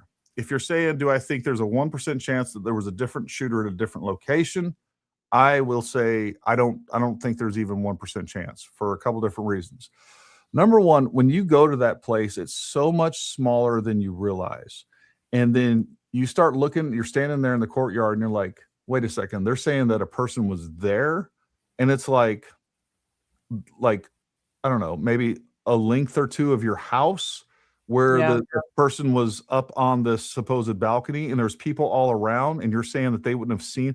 Like, it becomes like we're looking at this grainy photo. First of all, most of these photos that we're looking at was taken from the lower deck. And then what we've done is cropped in on them and they look like they're really far away and it's blurry. But when you're standing there and it's like less than 100 feet away and it's very clear, it's like there's no way that somebody could be there. And that was another reason that I thought it was important to get a 3D survey of the place where you could actually see lines of sights and things like that. That's why I made the 3D model available to everybody so that they can put their shooters in different locations. And we've done that. There's not lines of sight from almost anywhere. There are windows and things like that. Given that we have, there's very few places that a shooter would have a line of sight, and almost nowhere that they would have a line of sight and be obscured enough to get a shot off, or to be able to get away. And the fact that we had so many people there with cell phones and we don't have any glimpse of any other person, nobody heard or saw anything else. Even a suppressed weapon would be heard. Like, suppressed subsonic weapons aren't as quiet as most of you think. The other thing is, when we watch Charlie and we see the energy transfer, it is very clear that he gets hit from the front, bounces back off, and recoils forward. So what I would say is, if there's a different shooter, it would have to be in a very narrow, angular field. And then, I think it indicates from the position that Tyler was or somebody else was. I think that all the evidence given that we have definitely indicates, but I can't say that for sure that is indeed Tyler when that shot is taken off. I will give you guys that. But I do think, again, how do you explain that we have DNA on the gun? Why was Tyler there 3.5 hours away? We have DNA on the gun, DNA on the cartridge, DNA on the towel. The other thing that you guys don't realize, like, when he's laying in that gravel has a certain makeup of molecular structures and just like, they're going to be able to trace that gravel on the roof to his clothes. Like, there's going to be transfer of that as well. So I don't think I would say that there's a small chance that is not Tyler up there. I think once we see all the evidence, we're going to see differently. And folks, if you didn't watch my interview the other night with Andrea Burkhart, who's a criminal defense attorney, please go watch that. She goes through that. We go through all the charging documents. We go through every element of the case. Yeah. She talks about, and she is a criminal defense attorney. All right. She's literally pro-criminal. I'm joking. Does she think that he's going to plead to get away from the death penalty? Is that what's going to happen here? Yes. She thinks that's his only option. She also thinks that there's some chance that they may not even offer a plea deal. And one of the things she said is, she goes through the evidence. She rightly pointed out, this is just a description of the evidence. And this was just a description of the evidence that they had in the immediate that they knew would stand in court. It doesn't mean that it's even close to like 1% of the evidence. It was enough evidence where they could give to a judge and say, hey, we got to put this guy in jail and get him off the street right now. It's the investigation didn't end there. It's still going on. They're still piling on more evidence. More charges may come, by the way. So this is just enough to get the charges, to have probable cause for these charges at the time. There may be Do they still kill people by firing squad in Utah? They don't. I think they just do lethal injection. I think he's a prime candidate to bring it back, though. I'm even good with a public hanging if we find out that he's true. That, really? Ooh, no. I'm good with it. Drawing, quartering, whatever. Let's get medieval. Hey, Gary, what was the show you were on yesterday before you went live? That was a great group to listen to. Yesterday, before I went live? I'm not sure. Is he talking about your TPUSA show today, maybe? Maybe. Where is he? Maybe where is he time zone wise? Yeah, that's a great question. Well, I was on the Charlie Kirk show, and then later on I was on the Liz Wheeler show. So here in the States, which is really the only time zone that matters, it was that was today. Yeah. Great show, Gary. I would love to have a conversation with you. Keep up the truth, brother. All right, good. Gary, Trish, thank you for the smart common sense analysis of the facts. Also, Gary Summary, also need a 25 Creed barrel twisted up if possible. Everyone go to Paramount, buy some gear. Z-codes are awesome. Shoot us an email, services at Paramount Tactical. We'll get you, whether you want Masterpiece Arms or some of the other brands that we carry, KDX Defense, or you want one of our own custom rifles, we can take care of you. But we don't talk about that here on YouTube. What makes Candace think she is owed answers to anything? She's not his wife, mother, or sister. She's a long-lost friend. That's it. Trish, that's a good question for you. Like, she does seem to, she comes across very entitled, like, you will give me this information. Yeah. Where do you think that stems from? I don't know. I'm baffled by it. And I think my sense of it is that she'll live to regret it one day. I just, aside from what she's doing, the way she's doing it has a kind of it's something she would say, it seems off, right? It seems, it's sort of entitled. I know it is. It's like, it's like when your kid is doing something that could be perceived as bad manners, and you have to kind of say that, like, we don't do that. It's, her delivery is very aggressive. It's very, and I understand in a sense what that's about, because I used to have a very aggressive delivery when I was doing television takedown interviews. And somebody said to me, it was an executive producer I had. She said, Trish, you're so aggressive that eventually the viewer is not going to think you're the hero. They're going to start feeling sorry for the other guy, right? Because you're being too mean. And in a way, that's sort of what she's doing. Again, were I her producer, she would be behaving quite a bit differently. But maybe she doesn't have staff that she listens to. She's pretty powerful, right? So who knows? But I don't think she's helping herself by coming across this way. There's two weird elements of that to me, and that one is that it comes across as blackmail. It's like, if you don't stop, if you don't give me this information, that I'm going to keep going. Another strange element of this that's very malicious and vicious is, I remember a comment by someone, it was on Twitter, and he said, well, they have to give her this information because their reputation is ruined. Yeah. Like, well, she ruined their reputation by throwing all these accusations at them.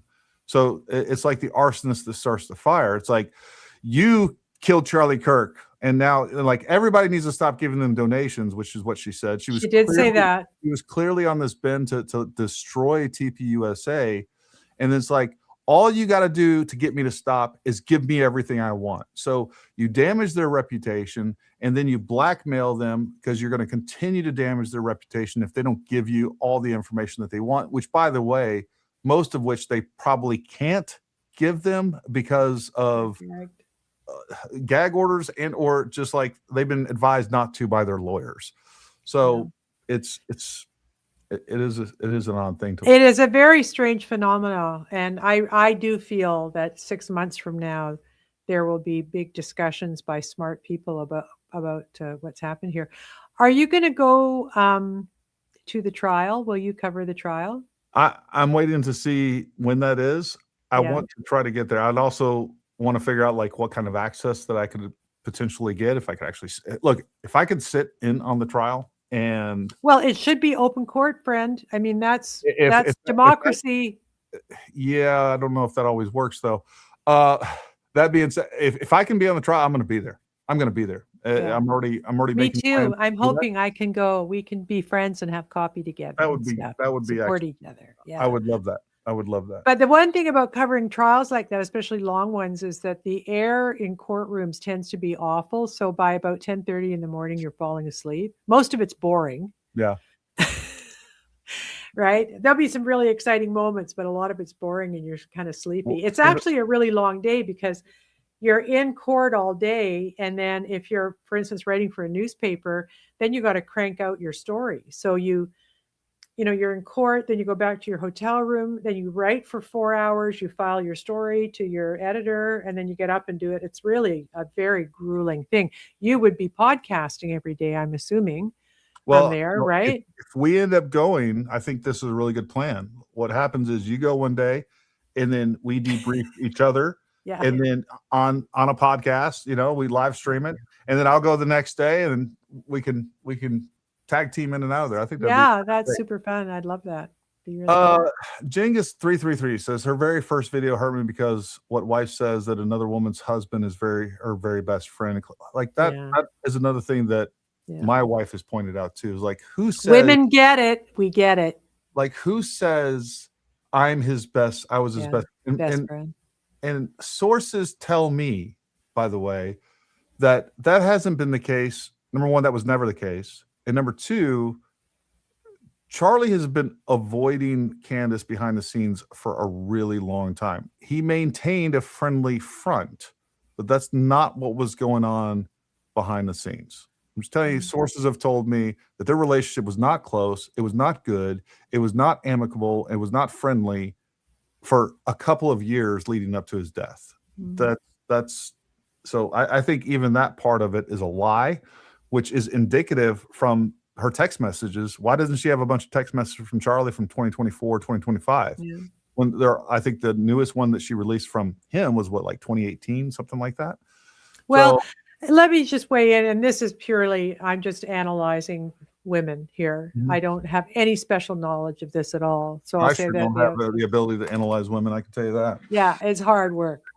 But, if you look at the way that Erica and Charlie interact with each other, they were besotted. It was a big love affair. And Charlie fell in love with her instantly the day they had that lunch together. And he said, I was going to hire you, but I don't want to hire you now. I just want to date you. And that's what happened. He knew instantly what was happening. So those of us who've either had those love affairs or have witnessed those love affairs, that's a big thing. And everybody knows what's going on. And Charlie and Erica couldn't even take their eyes off of each other for ages and ages. They were like really locked in. So, that's going to affect his relationships and friendships with other women. It just does. I mean, Erica would be maybe like, oh, are you having lunch with Candace again? And Candace would be like, Charlie, you don't see me as much as you used to before. Like, that's what happens.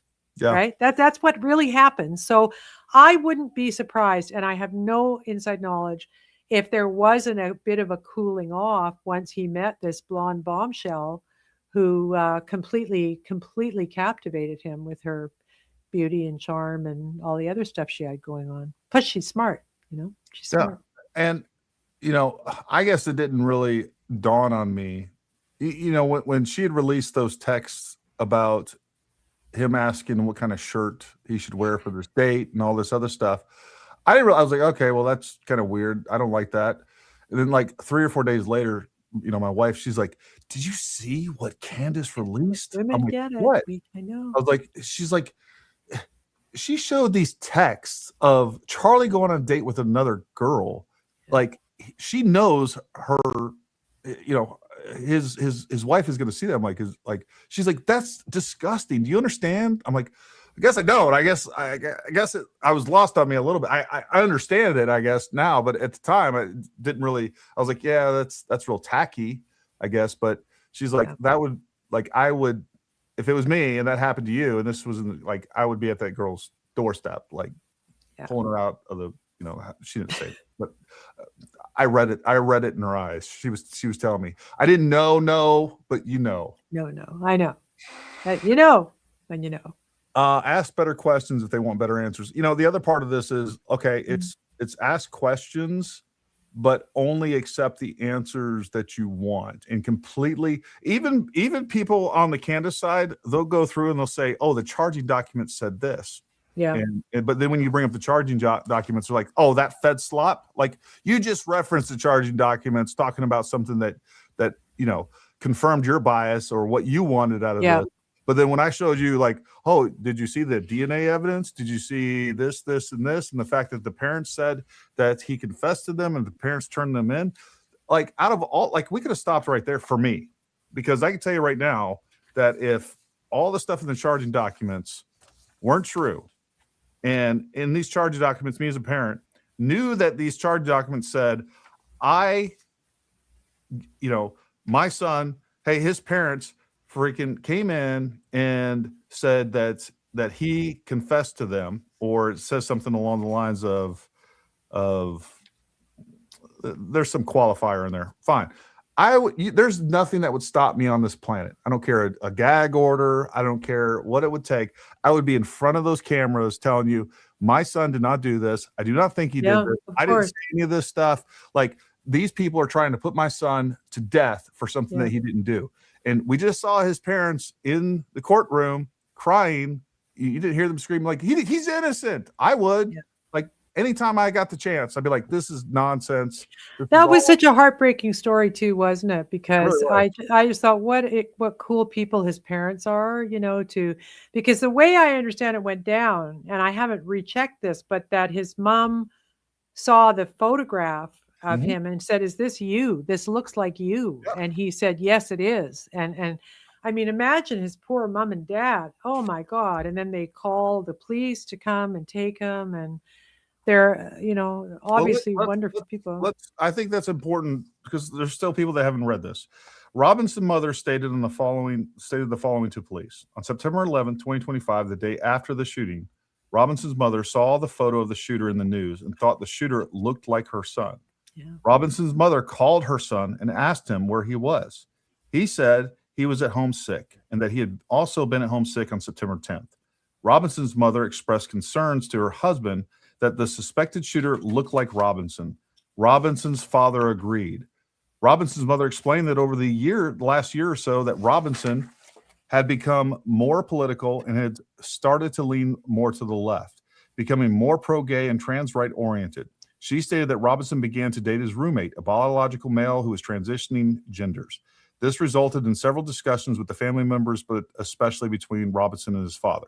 And he goes on to talk about, and this is where he says, Robinson mentioned that Charlie Kirk would be holding an event at UVU, which Robinson said was a stupid venue for the event. Robinson accused Kirk of spreading hate.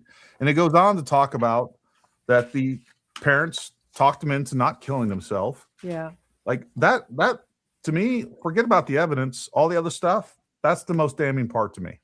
That's the most compelling. Well, and you know what? It is compelling on a bunch of levels because it's not just, it has the absolute ring of truth, doesn't it? It does. And it's full of pathos and heartbreak and, heroicism on behalf of his parents for not sending him on a round the world trip to get him away. They did the right thing, I guess, because they're Mormons and religious. And it's an incredible story. It's a movie, it kind of is a movie, actually. Yeah. No, I after it all plays out and we get all the facts and all the evidence and everything, I hope if there was other people involved that they show that. I hope that, they're doing a real deep dive in his digital footprint and we find out if, he wasn't influenced and or radicalized by somebody else through, I hate to say mind control, but look, I mean, ultimately what it is, it's psychological manipulation. And I don't think that's all that difficult. And I think there are people out there that have a formula down pat and know how to target the right people, how to profile the right people, how to find them, and then know exactly what to do and what to say to radicalize people and get them to commit horrific things. Well, I don't know if you know this about Lance Twiggs, the boyfriend, furry trans person, but there was quite a good piece written in Substack by someone who knew them and hung out in that apartment. It's the Turkey Tom. So there's the Substack version of it that was written, but there's two videos that's actually covered by the same guy. And if you haven't seen those videos, I first saw the Substack version of it as well. I read through the whole thing. I was blown away. And even in there, they show a lot of pictures, but there's the Turkey Tom video. I think it goes a little more in depth. It shows a little bit more and it kind of hits harder too. It just comes across as you realize this is truth that you're watching. And And Well, and they lived in filth. Lance Twiggs they lived in filth. He built a nest of garbage. He was in love with a Chat GPT bot or something. I mean, just bonkers. So this says two things to me. It says it makes the Robinson narrative more believable to me because there's clearly mental illness going on in that apartment. Yeah. And it also really, really scares me about the digital lives of our children. I have boys. I have one boy who's 25 and one who's 40, 17 years apart or whatever that is. And they both are heavily, heavily digital. And I worry desperately about what's happening to boys. Mine don't, but boys who live in the basement and don't come up and live on porn. And, I think part of the trans thing is kind of exposure to it online by guys who might just have been gay in a different life. And I just think there's a whole bunch of stuff going on with these kids. They all have anxiety and they're, I just think it's awful. And I hope in a way that the conspiracy theory stuff doesn't eclipse the truth of this if in fact this is a true narrative, because if this is true, and I believe it is in part true, maybe in whole, we need to be deeply diving into the secret lives of our male children right now, how they're living and what they're doing, don't we? I mean, yeah, I don't know if you follow her work. I would highly suggest that you check out BX. It's Becca. But her BX, she has done a deep dive. Number one, she started finding out about these child exploitation rings on Minecraft, and so she started exposing those. And then through her additional research, she came across Order of Nine Angles and the 764 network. These are diabolical networks that are exploiting kids in all the worst ways. But then on top of those, there's proof that these organizations, which they may be just what they are on the surface, I suspect that there are larger forces behind them. Yeah. But man, she does a deep dive on that stuff, folks. If you're not watched, number one, if you haven't watched my interview with BX, go check that out. Is she on Twitter? Where do you find? She is on Twitter. As a matter of fact, I'm going to put that link down in the description of this video as well. Like you would, she's done some amazing investigative work. Some of the stuff she's done has led to multiple arrests. She's had her life threatened multiple times, which, by the way, I think one or two of those people that threatened her life are now in jail for that.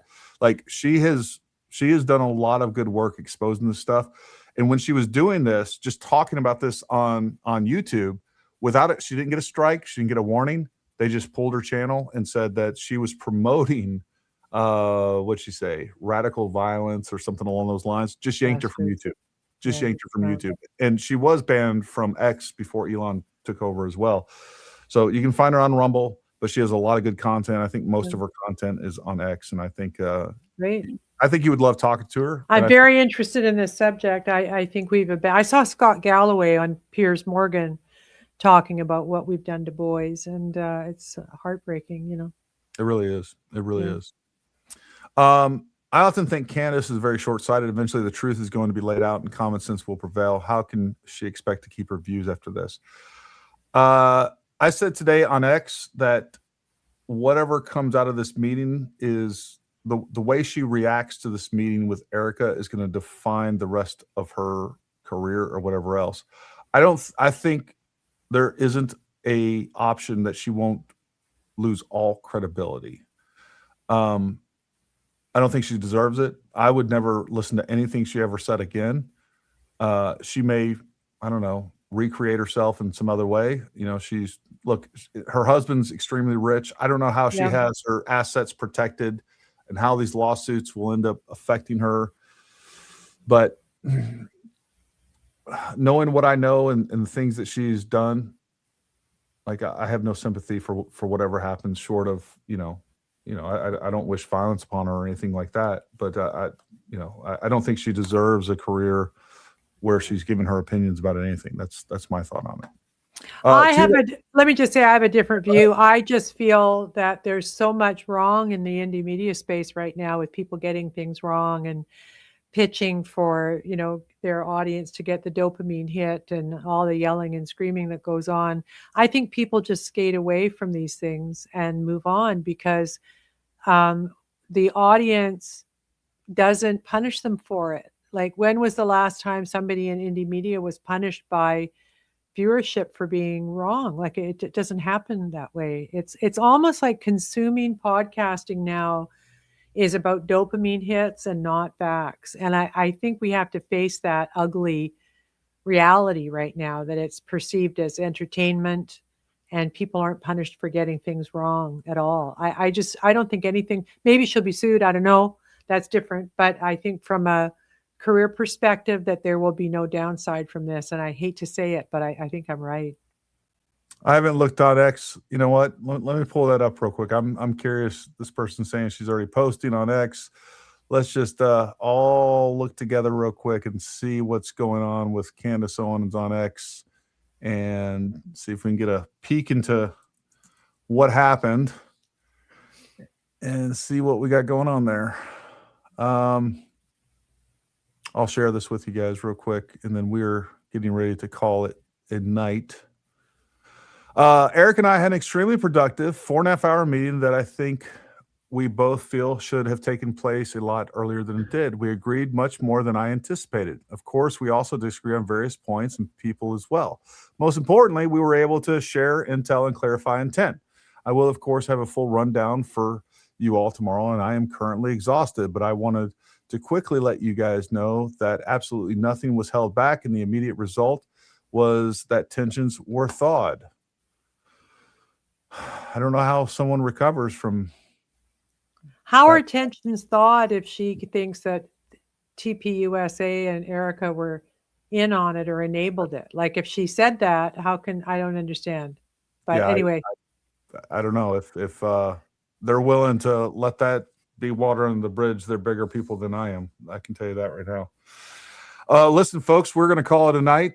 Trish, thank you so much for coming on. I knew I was going to have a great conversation with you. It well exceeded my expectations, and you're just a joy and a pleasure to talk to. And I thank you for your insight and everything that you shared with us tonight. And I definitely want to have you back on in the future for sure. Thank you. You can say whatever you like. Stop trusting police. I know we have to question them, and sometimes they get it wrong, and we should be suspicious always. Yeah. But we don't have a society if we no longer trust that the cops in Utah are trying to do the best they can. If that fails, we are back to pitchforks and lynchings. That's what's going to happen here, and this is damaging. So we hold them to account. I've done that my whole career. I've gone after cops, and I exposed a wrongful conviction. It was a big, big deal. But most cops are good, and they are doing the best they can in really difficult circumstances. So we've got to let both things be true, which is the arc of critical thinking. Both things can be true. And not everything's black and white. And there's, I agree with you. There's a lot of nuance there. And look, I've been critical of law enforcement. I love law enforcement, but I definitely have some issues with some of the things that are done. Yes, of course. I could do, and I plan on. We'll have some episodes on that as well, because I do think that there should be some reforms in place with law enforcement, just as it is. With that being said, folks, I got some really exciting shows for you coming up. Number one, I just talked to Jesus. I'm going to say his name, the body language guy. All right, we're going to have him. Oh, I love him. I love him. I love him. He's super entertaining. We're going to have him on very soon. We are definitely going to have we're going to have Chuck on. He's going to talk about his entire story. Chuck Ritter. Make sure you guys go follow him on Twitter. We'll probably have him on Friday. And then also I have another special guest that was a eyewitness. He was the hired photographer by TPUSA. So he was a local photographer. A lot of people were claiming that he was in on it. Some people even claim that he was the trigger man. We're going to have him on very, very soon. His name is Andrew Ferrocci, I want to say. I'm terrible with names, and I'm even worse with last names. Anyways, we're going to have him on in the next couple of days as well. I got a big interview with someone Wednesday that will not be live streamed. Somebody I like a lot. Anyways, you guys will have to wait for that. But Trish, I appreciate you so much for coming on. Thank you so much. Audience out there, thank you for tuning in. Mods, thank you for all the help that you do. I appreciate it very much. Thank you. Again, go follow us, like, share, subscribe, all the things that a good YouTuber is supposed to say. Trish, you don't go anywhere. But folks, thank you for tuning in. And until next time, stay armed, stay ready. We'll talk to you soon.